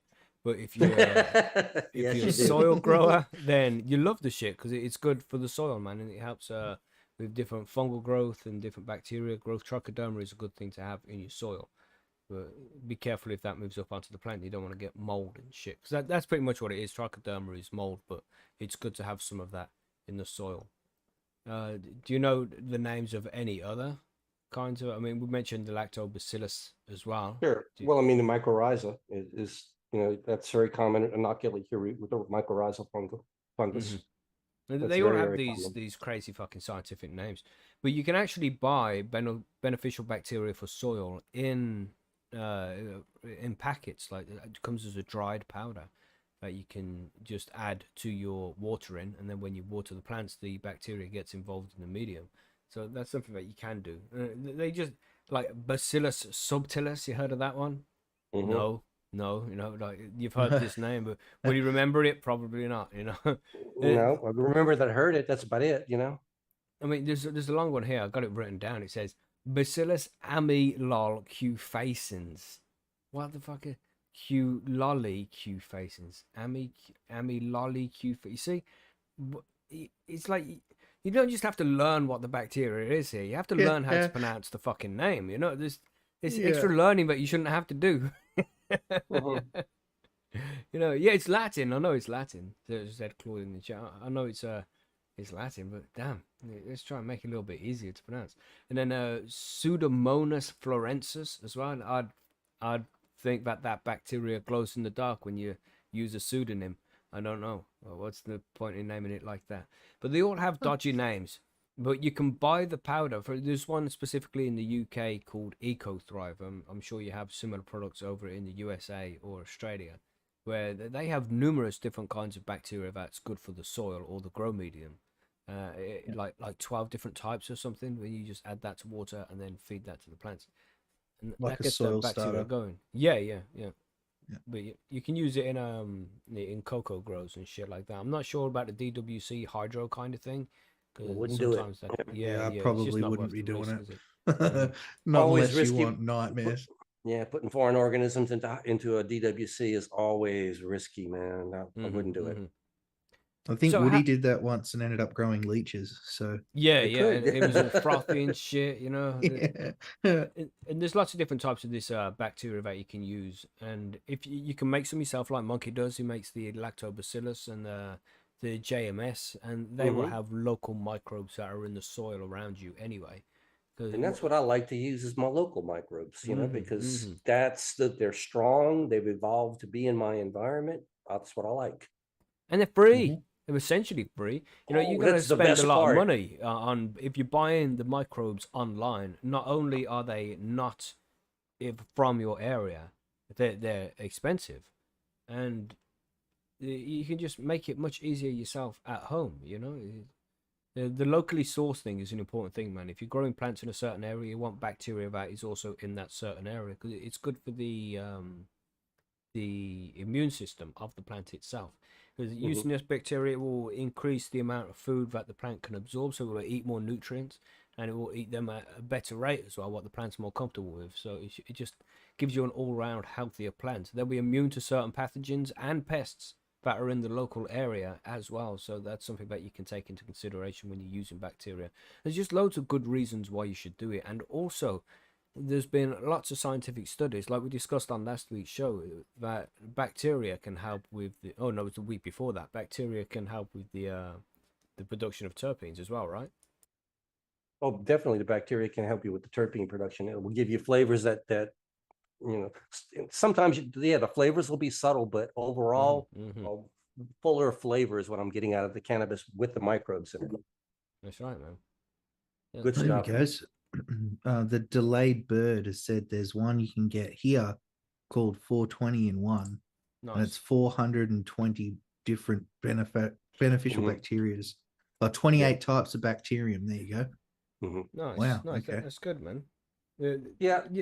You want the good ones. You want all the good ones. Sorry, monkey. You want to do your thing? Now, well, what I was going to say is, I asked Dr. Elaine a little bit about some of these way back when we had her on, Elaine Ingham, Dr. Elaine Ingham, when we had her on the show. I think it was the second time we had her. I asked her about some of these compost starters and bottled microbes, and she was not for them. Her opinion was, use what you have in your local environment. It's better for everything. It's better for your plants. It's better for your environment. You're basically throwing money away that you don't need to buy. That was her take on it. So, if you have compost and you got your own microbes, compost tea of your own microbes is probably going to be better than bought microbes that you're adding to your solution. That's For what she sure. was pitching. Mm-hmm. Well, always make your own if you can. That's going to be the best way to go because Yes. the local microbes, massively important. When you go to make the JMS, you're going around to your local area and picking up dirt from old trees and shit. Yep. So that's been there for a while, man. Lots of good micronutrients there. Yeah. Decomposing leaves and sticks and, Mm, a scoop of dirt here and there. And yeah, you all of the good old microbes, and that's going to go into cannabis and make it extra good. that's right, man. This bacteria is important stuff. They And can be. and though you can't name specifically what microbes are in there, there's some good local microbes in there. You don't need to be able to name all of these things for them to have a beneficial impact on your plants. It's like you put them in there, and it's like, say my name, bitch. Before it's like, you don't need to know its fucking name for it to do its job. You know what I mean? It's like, Yeah. I'm not gonna convert this nutrient into nitrogen unless you say my name. It don't work like that. Don't work like that. So just use what you can. Learn the names if you want to, but it's not necessary. What kind of movies you been watching here, Mackie? Yeah. Ones that YouTube won't allow. Let's just say Say that. my name. Say my name. Say my name, Marcellus Wallace.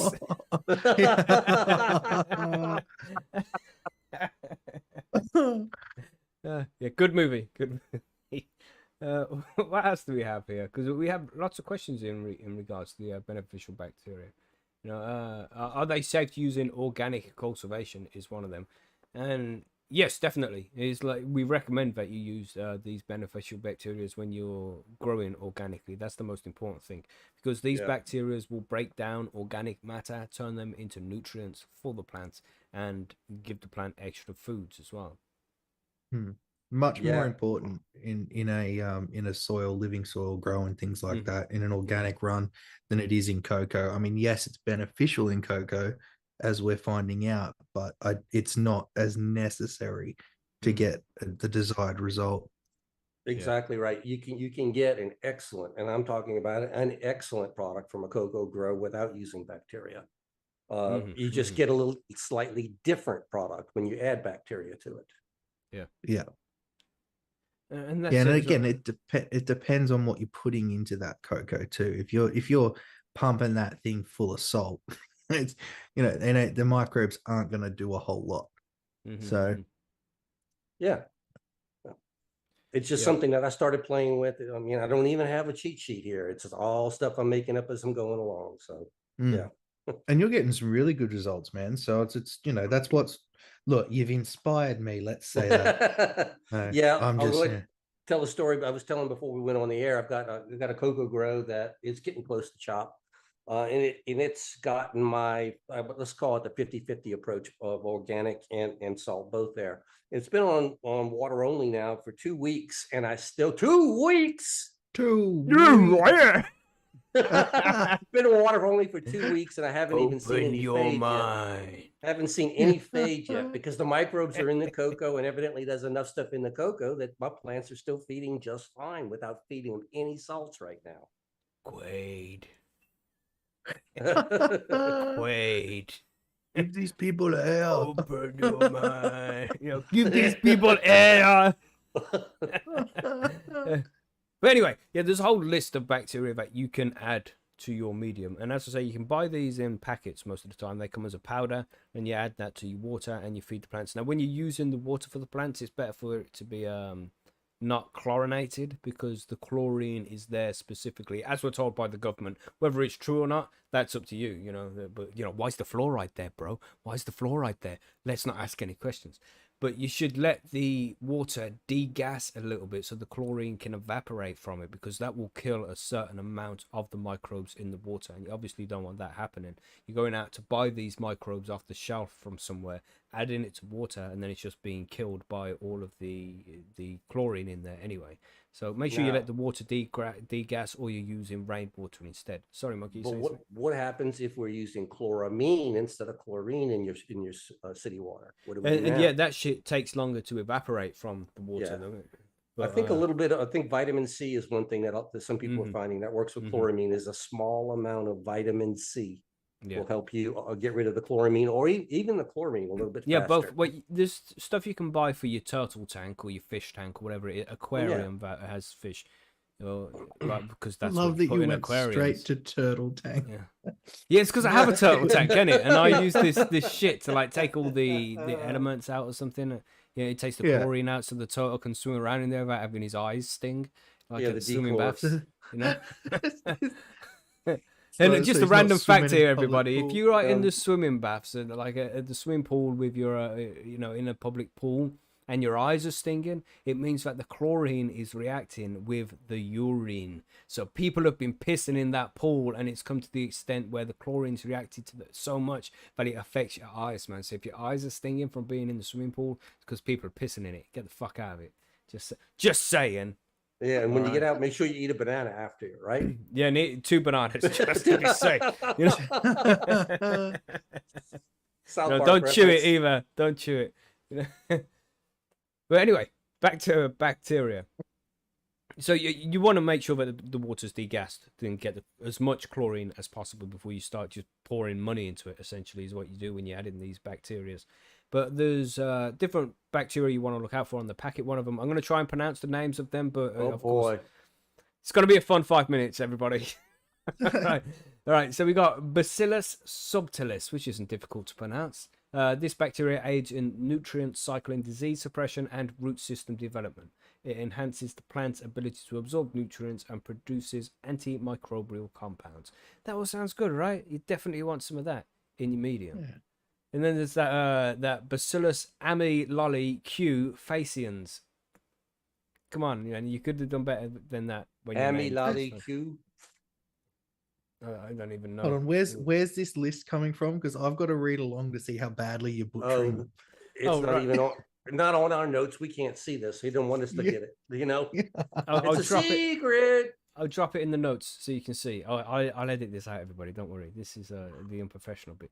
Here's the show notes. Yeah, I'll put it at the bottom. No, I'll put it underneath listener mail. There it is. I see it. There you go. See what it says, listener mail? You see it there? Go on, Bubble. Pronounce that for me, considering you're so good at English. Is it amyloli quaficines? maybe. That Oh, works. that's a really good try. Nice. I like Quavercines. that. Yeah. Nice. Sounds like a sexually transmitted disease, man. Cufacines, does. quavercines, It yeah, either one. sounds like something a drop bear is going to give people.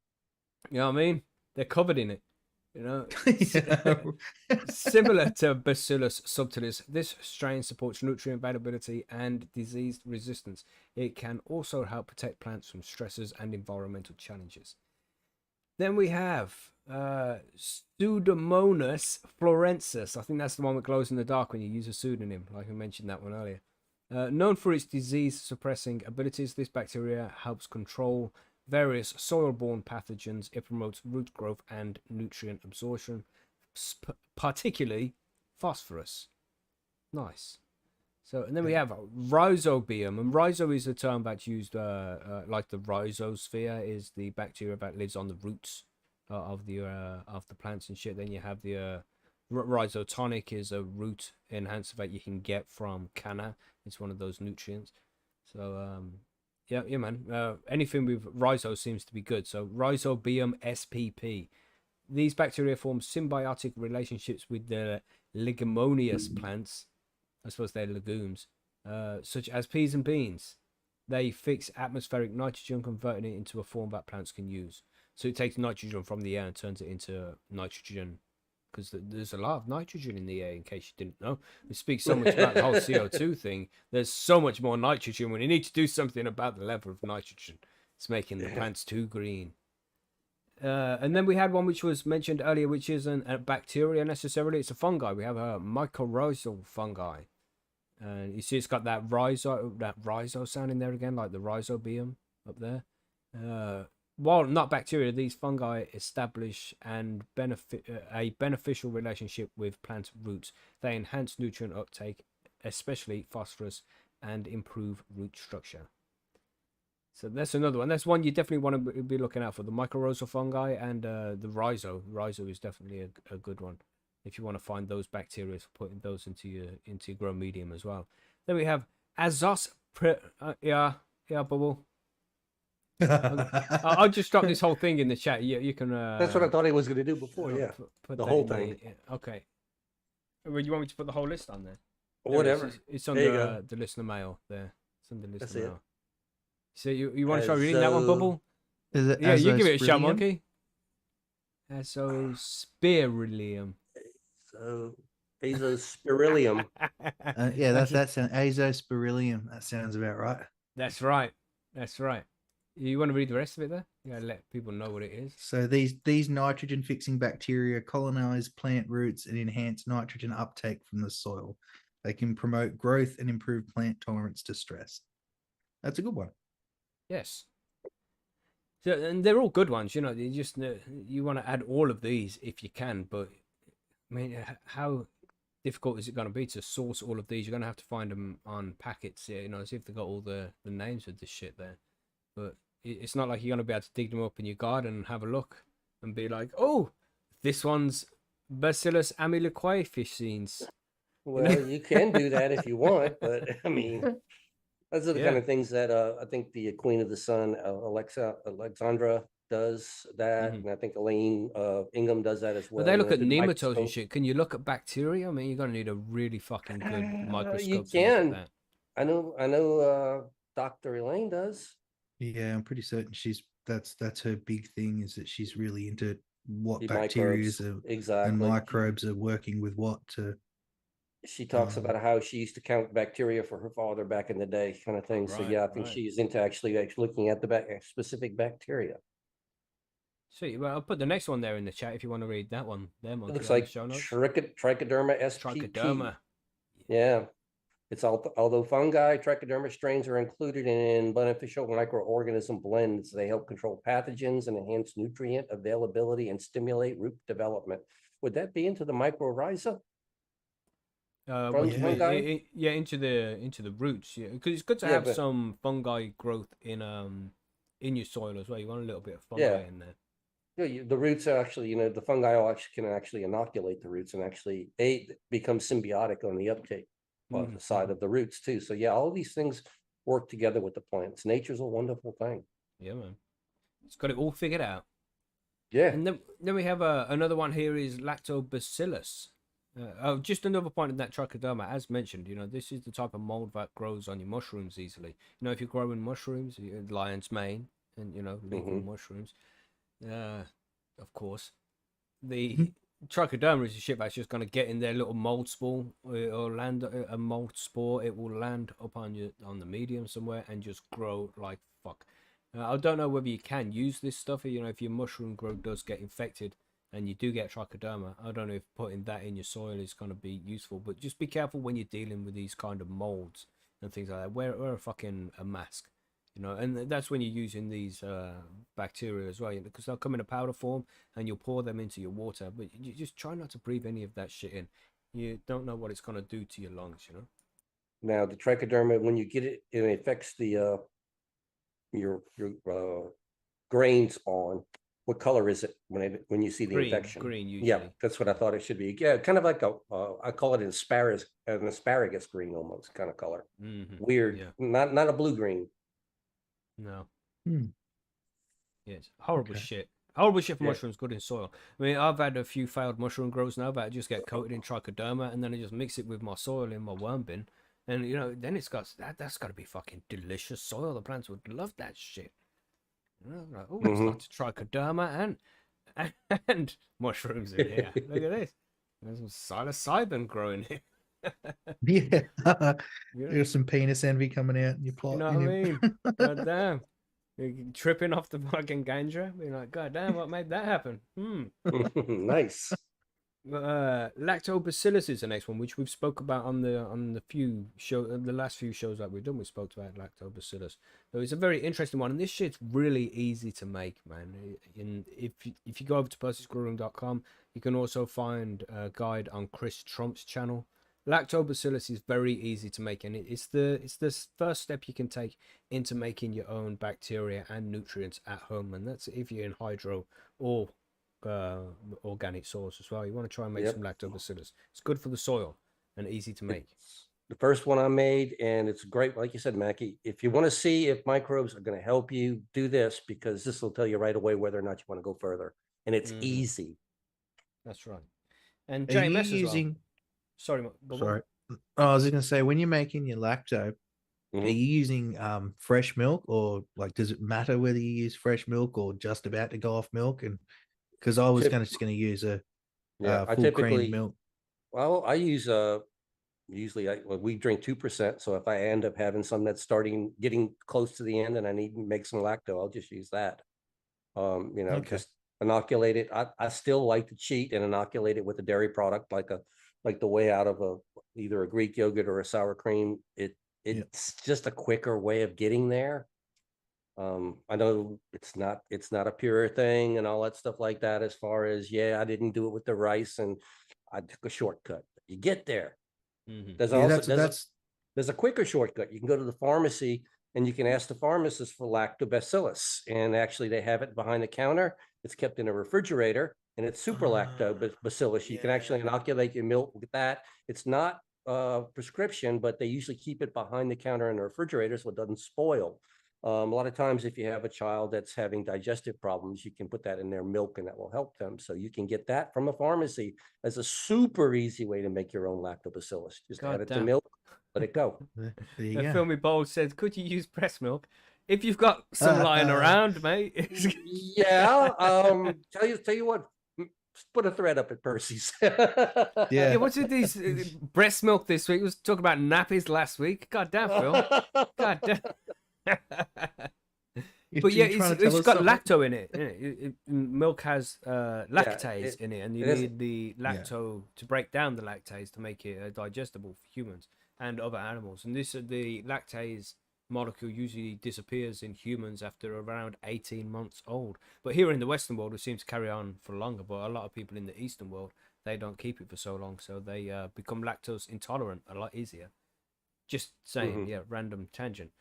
But yeah, any milk is gonna have the lactose in it. Look at Gellert. No, Dr. Evil took that one. Oh, sorry. They said it'll work. Quick. Try it out. Oh, Jesus. But yeah, man, you Oh, could use that no. shit. No, I wonder how that would work. That's shocking though, isn't it? It's like there's like legitimately starving babies out there who could do with the breast milk. And we're talking Yeah, about just using it in fucking plants here. Let's test it I out, just see what happens. You I know? just want to yeah. see if the plant gets a boost from the extra HGH. That's the Yeah. Plants growing Oh my tits. God. What's it? yeah. So yeah, lactobacillus is a good one. Commonly used in compost teas. These bacteria aid in breaking down organic matter and improving soil structure. They also contribute to disease suppression. So very good stuff, man. Make sure you give the lactobacillus a try. And then we have Yeah. one more left Let, here. let me Sorry, give them Monkey. one warning about the lacto, because what I made a mistake once, and I've said this before in this show, is I had some extra old lactobacillus, and I decided since it was in molasses, it'd be good for the microorganisms. I tossed it in the compost bin, and that compost bin smelled like a dairy farm. I swear, the Oh, entire Right. time it was going off, that that uh, that compost had a very manure smell about it. And so Uh, be careful with your lacto. It's not good for compost piles. It makes great compost, but you won't enjoy the smell. and there's one more we got here as well. The ninth one. If Bubble, you want to hit that one? It's in the notes there. streptomyces. Is that right? Damn, you're good at this. Damn. Did, Yeah. did you do science or something? I was sat at a table as a kid and beaten with a stick if I got words wrong. Um, these bacteria produce enzymes that decompose organic matter, releasing nutrients for the plant to uptake. They also have antagonistic properties against harmful pathogens. Oh, so all good Nice. things. Yeah, man. All good. But as we say, you can make the lactobacillus at home. That one's really easy to make. I'm not sure about the other bacteria. So if you want to get a whole list of these things, then you can find a packet of these different, because there's loads of different brands that do it. There's not one specific brand. I just know of the Eco Thrive guys who are good here in the UK. I think they have 12 different microbes and fungi in their mix. So it's going to be good shit to use, man. You just buy it in a packet, nice and easy like that. But also make yourself some lactobacillus, because you can just make that at home. Homemade is the best. If you're using, if you go for the JMS and you do the Jadam kind of bacteria growing, where you go around and you're collecting dirt from old trees, at the bottom of the old trees, collect some of that, put it all in a sock, or stockings, something like that, and put that in water with some baked potato. There's guides online where you can find how to Super make easy. JMS. Yeah, it's really easy to To make, do. and that will give you Cheap. a more variety of bacteria as well. It'll be more like a micro herd rather than the monoculture of it just being one bacteria. Yeah. Mm. Also, because it's so cheap and relatively easy to do this, just like lactobacillus, give this a shot before you spend a ton of money, because this will tell you if microbes are going to help you or not. Hmm. Very, very easy to do. And they probably will help. They are good. I think they will, but you never know. These people may have, you know, microbiomes that are super strong and they don't need any boosts. You never can tell. Hmm. But because I was going into cocoa, I needed everything. That's right, man. And let's say, for example, that you have some root rot and you want to be able to get rid of the root rot. Well, that's because there's some kind of dodgy bacteria. Usually, what happens is when the bacteria it stops getting air, it turns into bad bacteria, and the good bacteria is the bacteria that can get plenty of air. That's the good shit that you want to use. So if you get too many air pockets in the root zone because you haven't filled the pot properly, then you might get like some root rot on there. And you can use the bacteria to get rid of that shit as well. The different bacteria will be able to eat all of the dead stuff around the roots, and then kill off. They'll fight. There'll be a little war between the good bacteria and the bad bacteria, and the good bacteria overpowers the bad stuff, and then the root rot will stop, and that shit will get converted into like food for the plant, because that's what Yeah. bacteria does. The bad stuff is pythium usually. That's the stuff you don't want in your soil. That's your root rot stuff. Mm-hmm, mm-hmm. But other bacteria, there are other ones out there. If you keep the right and healthy microbiome, they will outcompete the bad ones. Mm-hmm, mm-hmm. Just had a funny vision of bringing in some cicadas into my grow room. Don't be bugs. Don't be bugsing, bro. It's No, well, crazy. South Silly said he found some cicadas with, is it Bavaria? Bassiana or something, going to try and culture that for these IPM. Nice. So Yeah. I've never heard of that. I've never heard of people using. I'm assuming it's cicada shells or something he's found. Well, there's something that Chris Trump is doing. He's talking about, he puts the insects in his IMO collection, right? The rice for the IMO collection. And he found that he found it with weevils. And I think he's also using crickets at times doing this. But it cultivates a bacteria that, when sprayed on the plants as a whole, when these bad insects get the stuff on them, it creates a fungus that kills the insects. So he figured a way to create a natural, what do you call it? Not really an insecticide, but a deterrent. Right. Okay. By doing that, maybe that's what he's talking about. He found the Because correct bacteria growing yeah. on the live cicadas, and he's going to try and, if he can culture that and spray it on his cannabis plants, that could infect other insects on his Well, I plants. think it's like there's a certain bacteria that kills these insects, and if you get some Yes. of those that have been killed by that bacteria, and then include that into your IMO, then Yes, that can something grow. like that. And then if any of these cicadas come near it, there's a high amount of this bacteria that kills them. So then they get onto it, and it's like a deterrent and prevention at the same time. It's very cool. Like an additional Yeah. IPM It's like method, nature. basically. It's pretty much they get close and be like, "Oh, that smells like that shit that killed Jerry. We better get the fuck out of here." You know what I mean? Or you can just hang the dead cicadas from the Yeah. tree. Yeah. Oh my god! It's like the Whatever Tower of legal here, London that's what round I'm out here. for. Shit, man. They got all their family and friends on spikes in your medium, just sitting there like, yeah, come near my plants. I dare ya. I dare ya. Ants on a pin sitting there inside of it, there with the stink bug Yeah, next to it man. on a toothpick. Like, yeah, come on. So then, when you've got your bacteria, you know, you've gone and bought your packet, or you're using your lactobacillus or your JMS, any kind of stuff like that, then how can you prolong the life of these bacterias that are living in the grow medium? Because they will die off over time. How can you keep it up and running? You got any suggestions there, Monkey? Got to keep them healthy. Got to keep them fed. Got to keep them needed, if you will. You know, it's one thing is people say that salts kill these microbes. I think what people have found out is that the salts aren't actually directly killing the microbes. The fact that the microbes aren't needed anymore is killing the microbes. The salts kill the weak ones. Yes, something like that. So in order to keep the microbes strong, you need to feed them. Molasses is one thing that a lot of people will add molasses to some waterings periodically to help the microbes. Yeah, It just feeds them a little bit, keeps them healthy. that's right. Give them some to eat.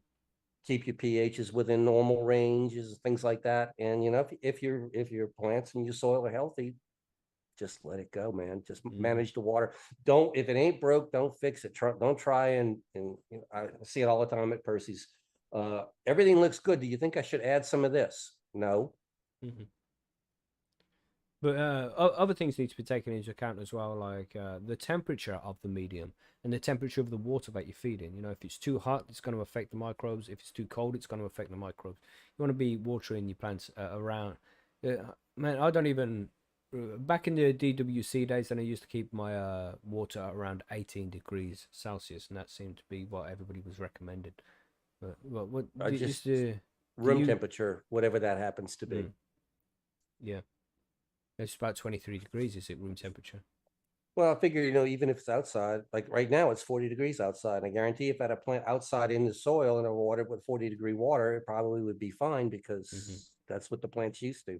But if I watered it with, you know, if I watered it with 15-degree water in a 40-degree outside, it may freak it out. So, Just a little. a little bit. That's it, man. So keep an eye on the temperature of the water. Of course, like we mentioned, you don't want to be killing the bacteria in the medium by using water that's chlorinated. So if you're using tap water, then make sure you let it to sit out for 24 hours, and hopefully a large amount of the chlorine is going to evaporate from the water. But you still have chloramine on there. It's going to kill off some bacteria, but it won't kill off as many as it would have done if you didn't let it degas. So let it stand for a while. That's always, and the medium as well. You can't let the medium dry out fully. If it dries out fully, then it's going to kill out all the fucking microbes in there. The microbes need to have enough moisture to survive. It don't mean keep it wet all the time like you do in cocoa. You know, if growing in soil, it needs that wet and dry cycle, but you don't let it get too dry. That's the thing. You find that happy medium, and the microbes will be happier then. Yeah, microbes are pretty robust though, so you don't expect them to, if your pot dries out a little bit, you didn't kill all the microbes. Water it again, they'll come back. If Right. you're nice to them, they'll recover. The strong ones survive, man. That's the way it is. Yeah, so I mean, how much more can we add here about bacteria? We told you what different bacteria you can use. Told you how to get the, you go online, look for, just search for microbes to use in soil, and you'll find loads of different microbes. But EcoThrive is definitely one you can use here in the UK. And what was that one you found?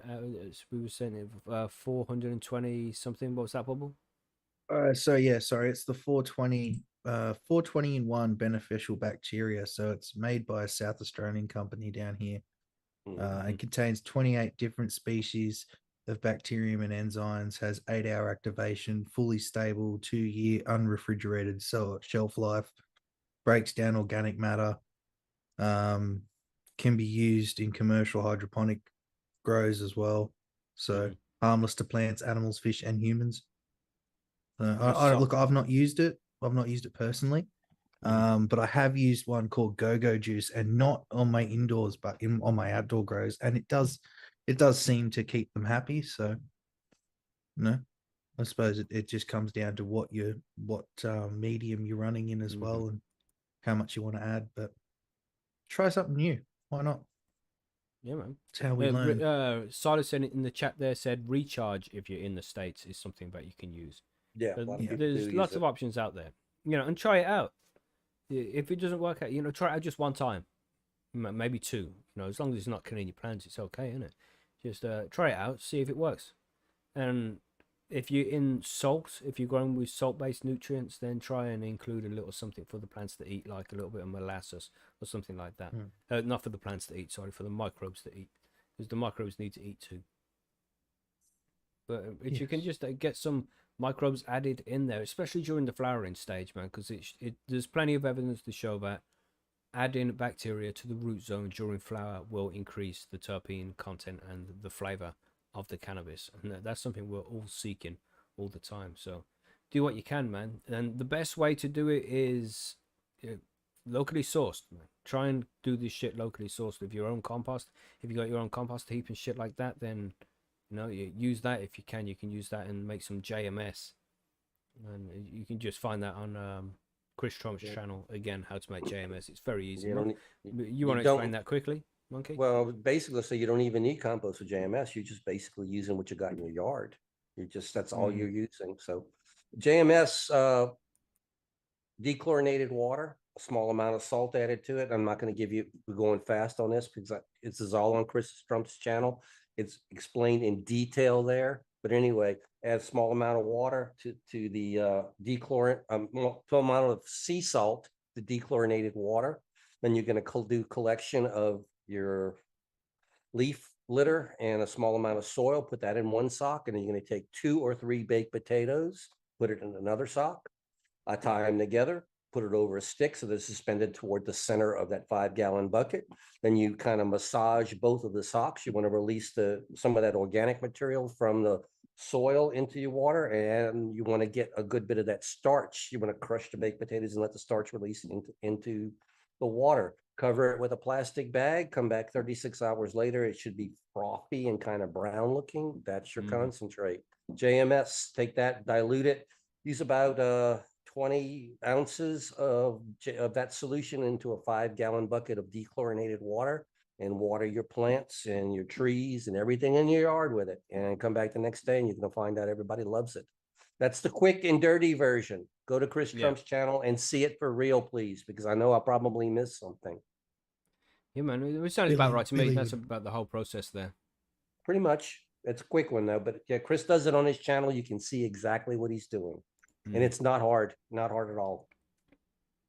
And you were With saying all this about talk Billy, about Billy there? yeah, Saying? with all this talk about squeezing socks over a 5 gallon bucket, Billy would be having a Billy sock. field day. Yeah, No, the wrong kind of microbes. yeah, yeah. No, we're And not trying to grow homunculi. lots of people mentioning recharge there in the chat as well, and you can get that in the UK too, and Eco Thrive and all that kind of stuff. And it's all good, getting these kind of bacteria and fungi. That's good shit as well. If you can buy the shit off the shelf, then that's cool. But another good option, and one which you should try and add, is definitely using locally sourced microbes. Microbes that from around the plant. Yeah, They're just gonna be better off with the stuff that's local to them. yeah. So You can use also get that stuff. microbes, JMS is good. insect Sorry, monkey. insect frass, things like Mm-hmm. that, even worm castings, all of that adds microbes to your grow. So yeah, top dress with all of that. You don't have to buy anything, just use those top dresses. Mm-hmm. So lots of good information there about what bacteria you can use and where to get it if you wanted to. As usual, just search online and you'll find exactly what you need. But if you're in the USA, Recharge sounds good. Eco Thrive is a good option if you're in the UK, but you can get Recharge from the UK as well. What was that one again? Sorry, Bubble, in the Australia. 420 in one. Right. So you check But I that. But you think can you can probably get. get Recharge and shit out there as well, can't I'm you? pretty certain you can get recharge. And what was the other one? Eco Thrive. Yeah, you can definitely get Eco Thrive. But there was Sweet. another one they were talking about, wasn't there? MPK raw powdered microbes. Yeah, see, there's lots of options out there, and you can check the back and it will tell you exactly what microbes are in that packet as well. But these are all like dormant pieces of the bacteria and the fungi as well. So you need to put it into the water and aerate it a little bit with an air stone. But when you put it in the water, put your air stone in and just give it a couple of hours for them to disperse and populate a little bit. 24 hours is best if you're going to use this kind of thing. When you're making compost tea and shit like that, just try and give it 24 hours with just the water bubbling. So make sure you leave it to degas to get all the chlorine off it. But if you're using rainwater and shit like that, then just put the air stone in. So once it's degassed and as much chlorine's out as possible, put the air stone in with the powder and just let it bubble for a while. Anything over 12 hours is good, up to 24 is good. That's what you want to be aiming for. And you can tell when it's good because there'll be lots of white froth on the top, lots of bubbles from where the bacteria have started to do their thing. It's like bacteria jizz everywhere. That's what it is. Just Yeah. feeding fucking Billies. Didn't say anything. I didn't want to get. Yep. Just frothy fucking white stuff. Yeah, man. Oh no. Yeah, Billy isn't here today. Wow. He's coming back from Product Earth, and he's probably on his way home. Good thing he's not here. We wouldn't have the end of it today. Surprised he hasn't pulled over and jumped off his bike just to. Shit, man. Yes, some good information there about bacteria that you can use in your grow media, man. Give it a shot if you haven't tried it before, and make sure you let us know what's going on over on Percy'sGrowroom.com as well.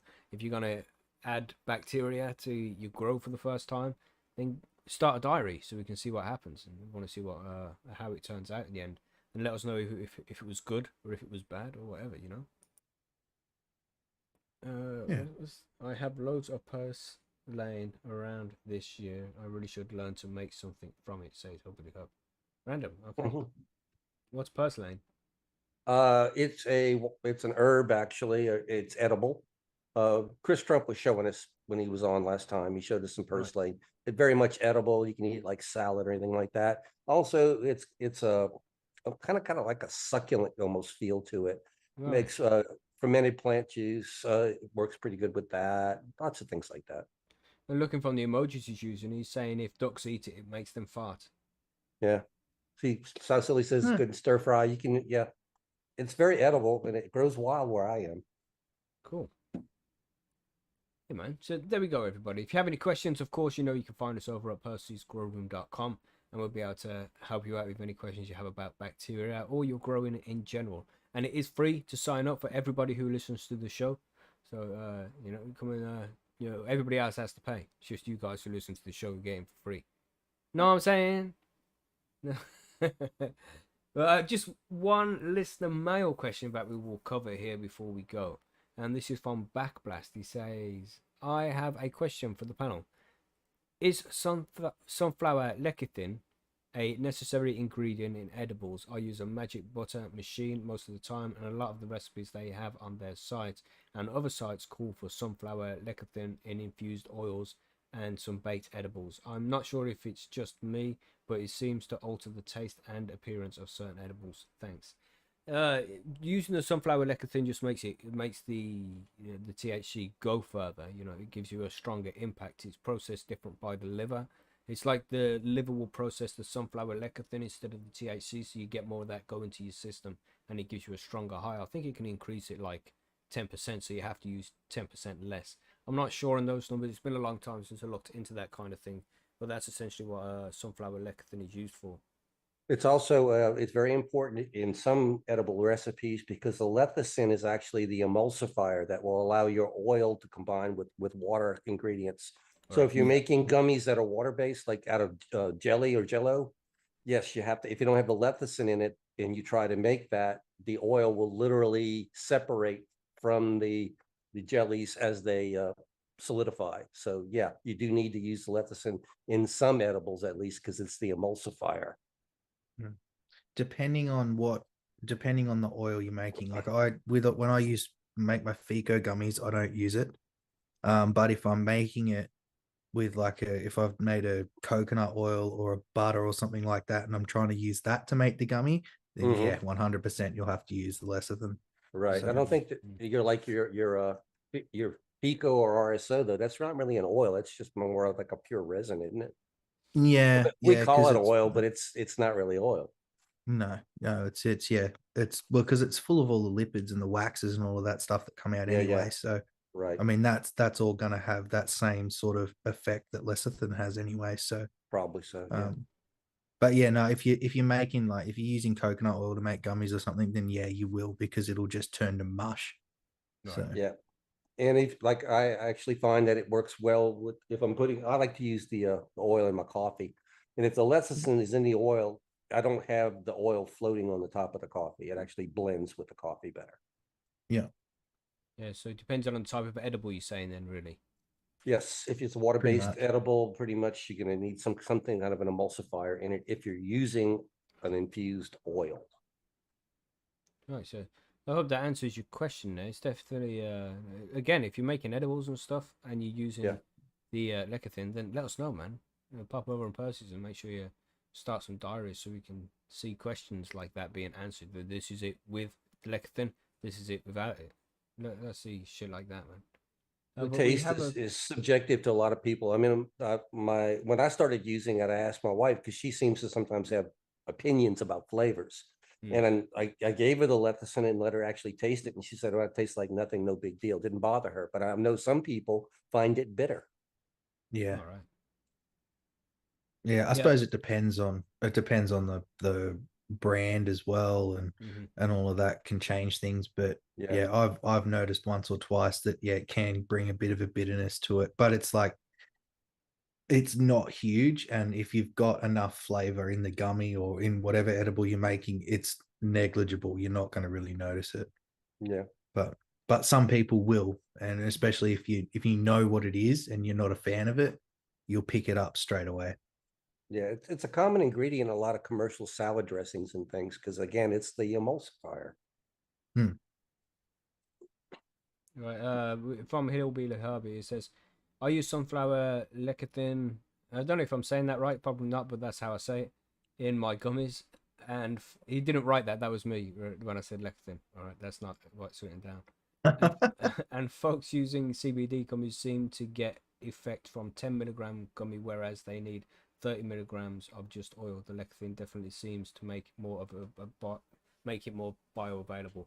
Which Yeah, yeah, man. it's one of the things that people use it for is to make it more bioavailable. Like I said, the Hmm. way it's processed with the liver, it it's more effective if you use the lecithin. If you're making like RSO capsules or FICO capsules or something like that, then yeah, it's a good idea to add some lecithin to the carrier oil. Yeah, Hmm. sorry, Monkey, you was going to say something there. No, that wasn't me. Okay. Yeah, so Good input there. Thanks, Hillbilly. Yeah, so definitely use it for certain edibles, and let us know how it goes. We have a question here from Silasin as well. And just so you know, anybody, if you got questions that you'd like to ask the panel at this point in the show, if they haven't put it up in the forum or the Discord already, then make sure you put a Q before it, because we'll see that, capital Q, and then put your question behind that, and we're more likely to see it in the chat so it doesn't get missed. One here from Solison says, should I thoroughly rinse my eggshells before roasting them? Monkey, this is your kind of thing, right? Yeah, I do that, and I always rinse my eggshells simply because I don't want the smell of rotten eggs in my kitchen, and I'm keeping eggshells. If you can, I mean, the ultimate is actually to pull the membranes out the inside of the eggshells if you really want to be particular where you're doing it, but that takes a lot of work. Because you're eventually going to want to widow that membrane anyway, and that's a process. Doing that after you crush it and roast it, you kind of toss it in the air to kind of get rid of a bunch of that protein membrane, so you don't have a bad situation later on. The protein can cause some bacterial growth in the compounds later. But yeah, rinse it by all means. If at the very minimum, rinse all the egg off of it before you keep it. It's going to help you longer down the line, because you don't want that protein in your final solution. You only want the calcium. You don't want anything else. Yeah, man. You're soaking it in vinegar as well for a while, right? Well, yeah, I do it at least a month. I guess you don't have to do it that long, but I've always got one on the brew, if you want to think of it that way. A handful of eggshells and a couple of cups of cheap vinegar, and just let it sit for about 30 days. Every day or two, else maybe swirl it or something like that, just to get it going, and strain it out at the end, or just pour off all the. I don't even I'm not using pulverized eggshells in that. I'm just using crushed in my hands. So just pour it off through a strainer and you're good to go. I use it like that, WCA, to reharden rainwater. It's perfect. Nice. Sweet then. And Dr. Evil has a question here for us as well. He said, not related to the subject, but this is listener mail, bro. Everything's related to the subject at this stage. We just answer any questions. It doesn't have to be specifically about the subject of the show. But can using newts late in flower kill terpenes? Not heard that one. I'm not sure about that, man. It depends, I suppose, on if you fucking give them a shitload, then it's going to damage the plant, and that if you're frying reduce it, the then amount. maybe. Yeah. But it's one of those that are for debate, isn't it? Does flushing work? Does flushing not work? Is it good? Is it bad? Well, I mean, you could look at it, and if you give the plant nutrients to the late flower, you may end up with larvae bud, and larvae bud's not as dense, and it's going to, in that respect, maybe dilute your terpenes, because it's going to be into larf instead of, nice tight buds. Yeah. Mm. And If too much larf nitrogen lose, at that stage, that's going to make it yep. taste more grassy towards the end as well, which will definitely affect the terpenes. I don't know if it will kill them, but it'll be tasting more grassy than it should do if you use too much nitrogen at the end. Yeah. Don't do it. That's all I'd say. Yeah. Taper Go up your easy on the nutrients, food, store bro. the flour, and you're good. I think it's more the temperatures you got to worry about. True. High temps will really kill your terps. Mm. But they say you open that tent, if the tent reeks when you open it, you're losing terps. Mm. SG2 said, are all of these microbes and shit tiny little creatures like under a microscope, and they can live on the skin? Yeah, pretty much, mate. They're all little life forms, man. Just little complex life forms and shit. I don't think they have consciousness or anything, so they're not like, we're stuck in a bag, Yeah. just dried out like Han Solo You know and what I mean? Carbonite. Like. Have you got any water, bro? Oh shit. But yeah, but just pretty much like little bugs, aren't they? Yeah. They are different though than the ones you have on your Mhm. skin. Yeah. So that's a good point to make. But it's like more than 50% of the DNA in your body will consist of bacteria. It's like you're mostly bacteria, not even human. It's crazy. I don't know. I heard some figure, and I don't know if it's true or not, but somebody said something like half of your body weight is actually microbes or something like that. I don't know if that's true or not, but that'd be bizarro if it was. Yeah. So they're important things, man, and they're important in growing as well. With plants. So make sure, but you do try and incorporate some of the microbial shit into your grow, unless you're in DWC. That's just too risky. Yeah, all them air pumps and stuff just gonna make yourself some stinky froth. You don't want any of that. Keep it sterile if you're in full water grows. But for soilless mediums and shit, you should be good to use a little bit. And if you're living on organic soils, then yeah, man, plenty of microbes in there. Microbes that will love it. Yeah, microbes are a good thing to play with, even if you're not using them now. Like I wasn't in cocoa. What do you got to lose? Give it a shot. If you don't like it, don't do it again. That's it, man. Give it a test. But the plants usually love it. I haven't seen anybody say, "Oh my god, my plants had some lactobacillus and now they're dead." Oh no, I've never seen unless you made them lacto wrong. That's the only I could say, But other than that, no. There's a strain that's lacto intolerant or something. Lactobacillus intolerant cannabis. That's I don't funny. know. Lactobacillus intolerant. It's Your all plant droopy. just It's starts like, farting. exactly. Dr. Evil said, "Will microbes make my sausage bigger?" Yes. Just like by 100th of a millimeter, but that's it. by the thickness of one microbe, yes. I've got a question for Dr. Evil. Are you sitting next to Billy? Is that what's happening? I think Billy 'Cause tapped that's- him in this weekend. Yeah, He's gotta taking be at Billy's least- place. I heard least the the joke third or earlier fourth. that relates to Oh that. no, not a Mackie joke. Here we go, Mackie joke before we round off the show here, everybody. What does a man with a 2-foot dick eat for breakfast? This morning I had an egg.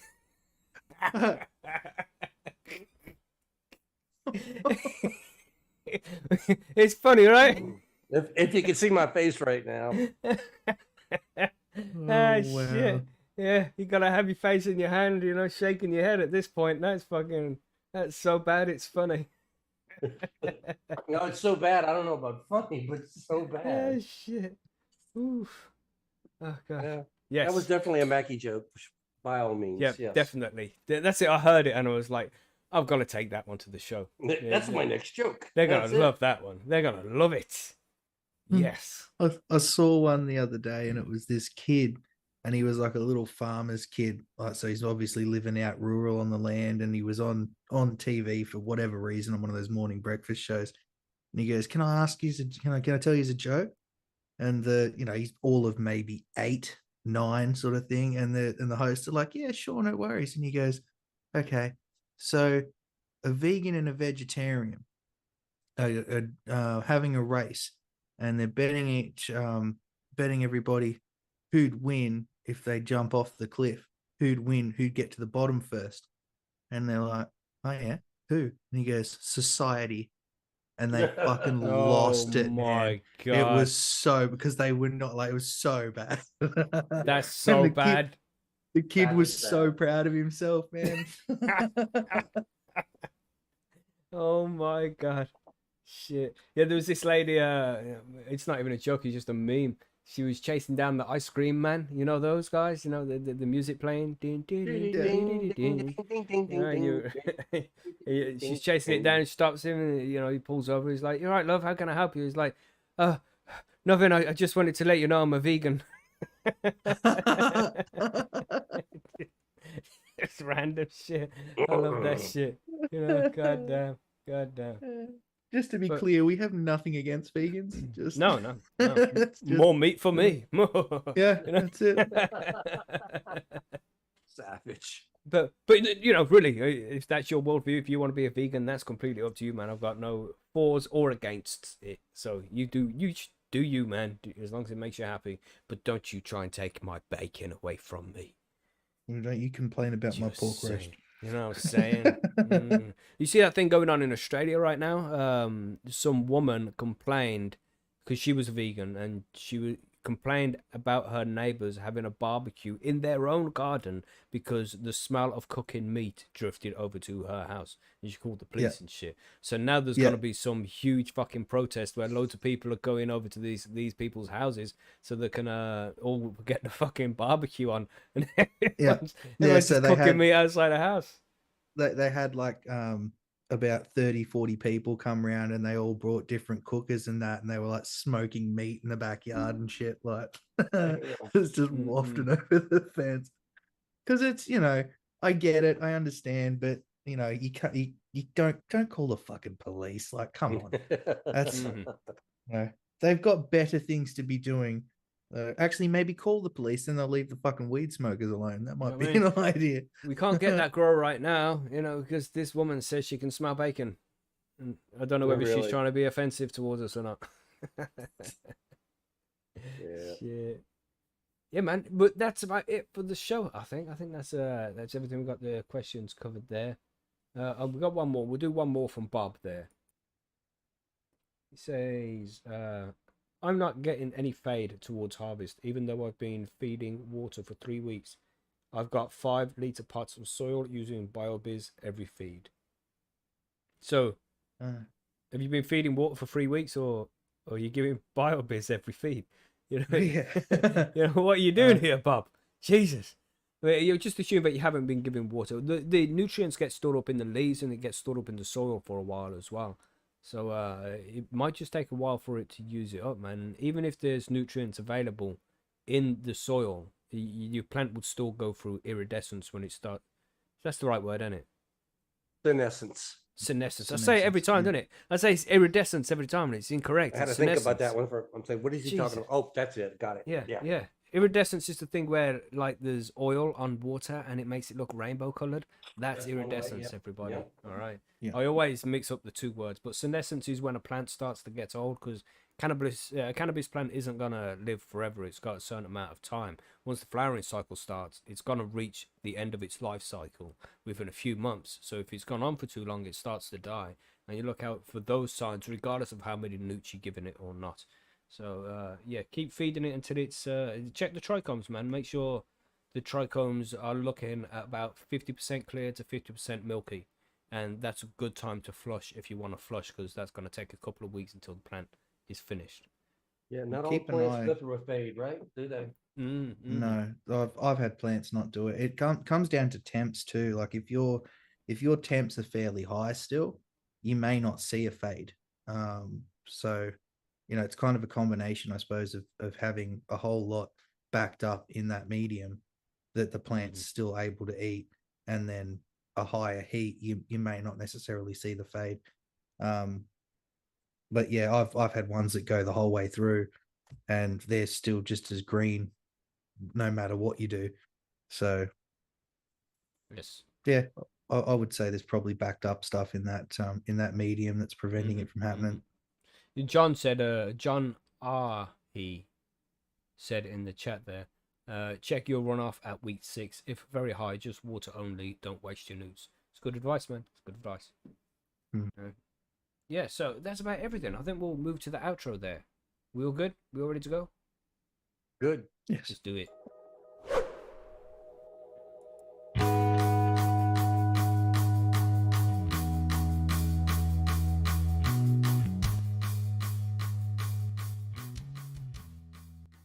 So there we go, everybody. That's a damn good show.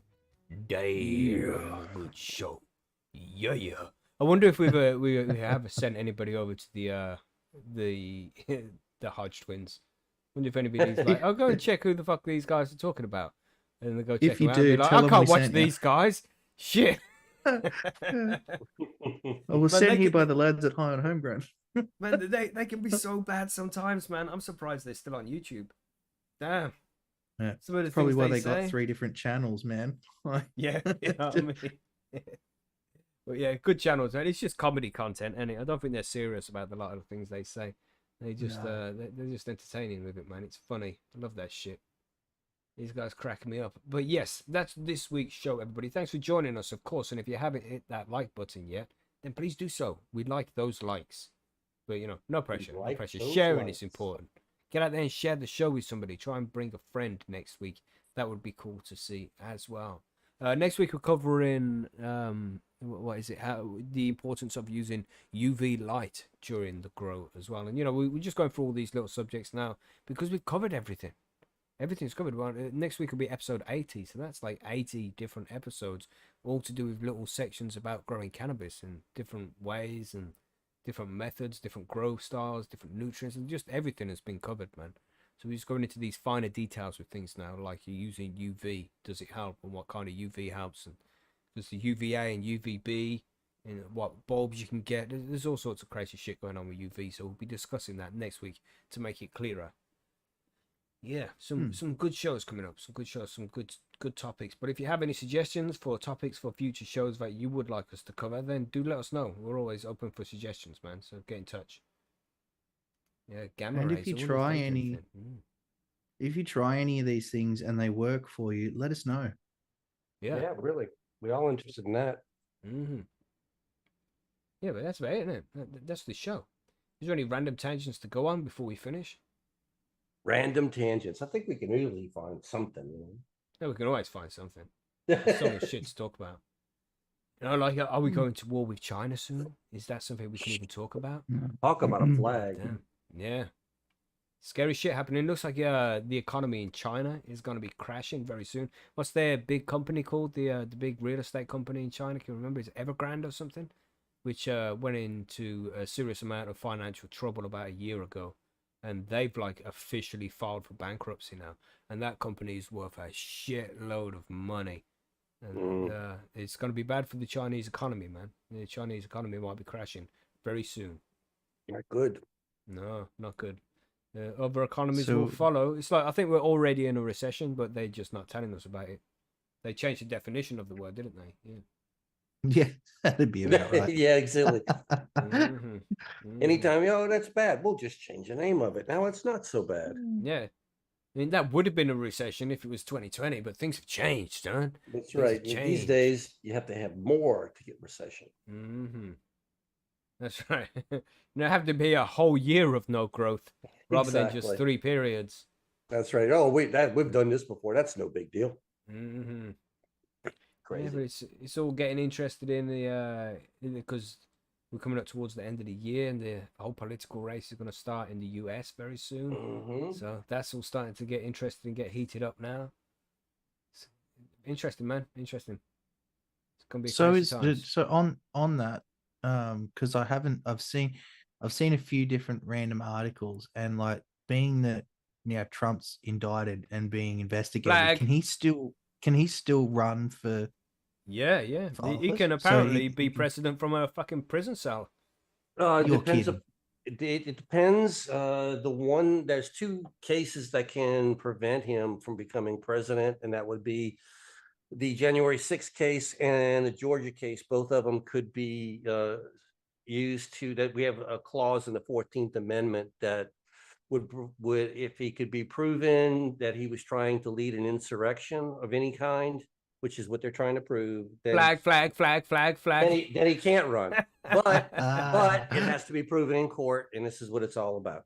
Mhm. Okay, all right. That's the whole reasoning why they're trying to get it done prior to the Oh Is yeah, it the primaries? they're fucking trying Well- everything to make sure he doesn't get his name on the ballot. They're trying Well, everything, man. Look at it this way, if he becomes president and then he gets convicted and the 14th Amendment kicks in, it really is, you talk about just complicated shit. Okay, right. Unfortunately, Mhm. unfortunately for him, this trial needs to finish before the election so that everybody has a clear picture here.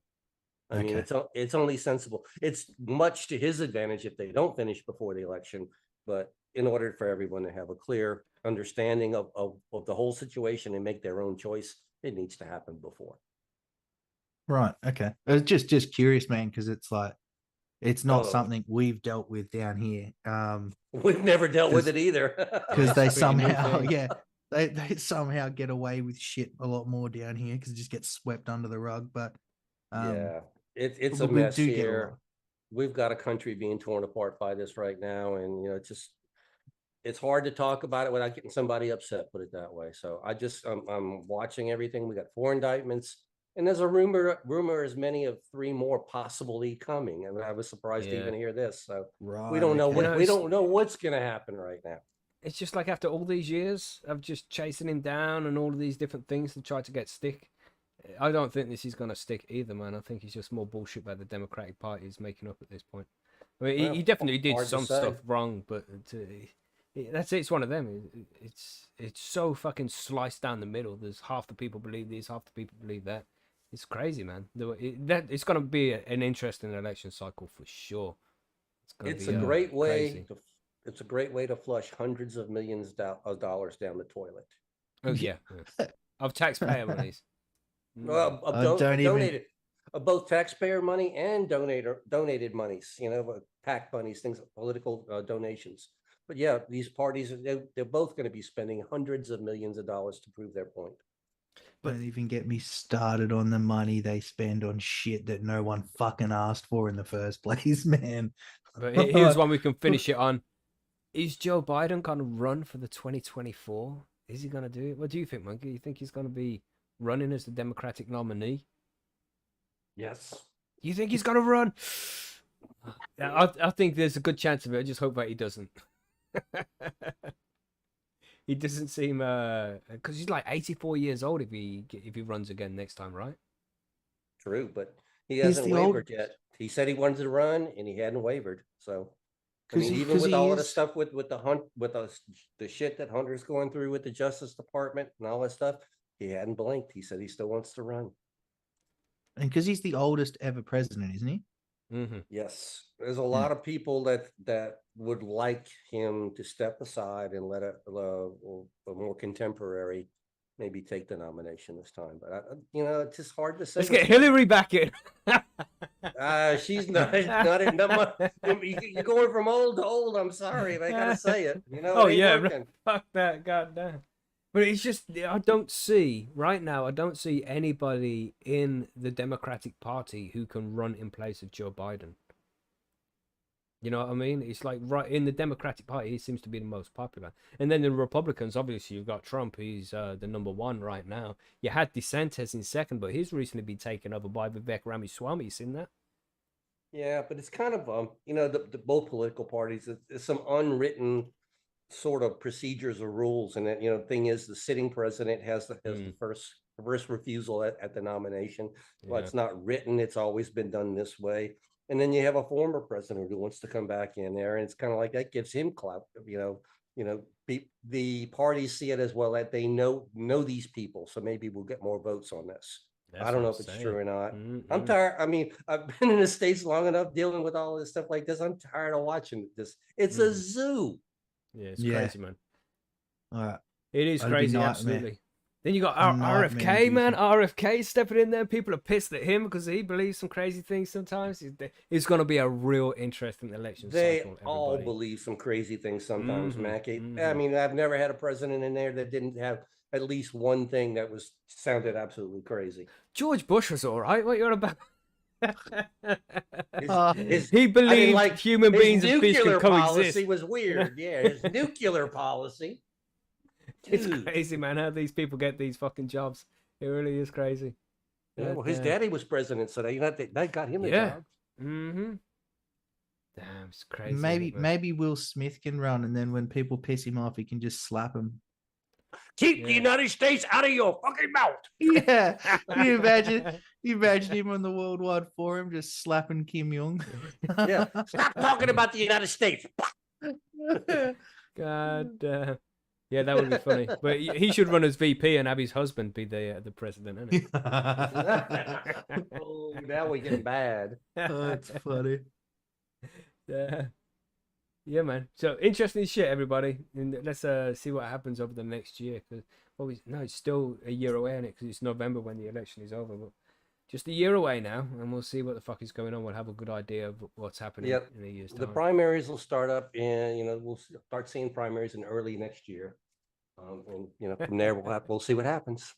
RFK is gonna find out he's allergic to something soon. It's man. I don't think you're wrong. It's a scary position. Yeah.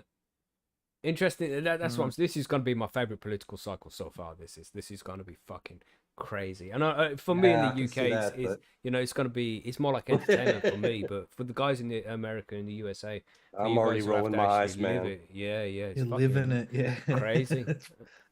But We can UK laugh politics being is so fucked as far well. removed, but- It's not so much of a show. It's not shown off as much as the the USA is right now. 'Cause it's all over the news in USA. Everything's so politicized over there. But you know, the UK's fucked too, man. Our whole political system's fucked as well. It's just the way it is, man. I'll tell you this now, Silason, mate. It ain't any better down here. just so you're aware. Yeah. You know, I've been setting my soul.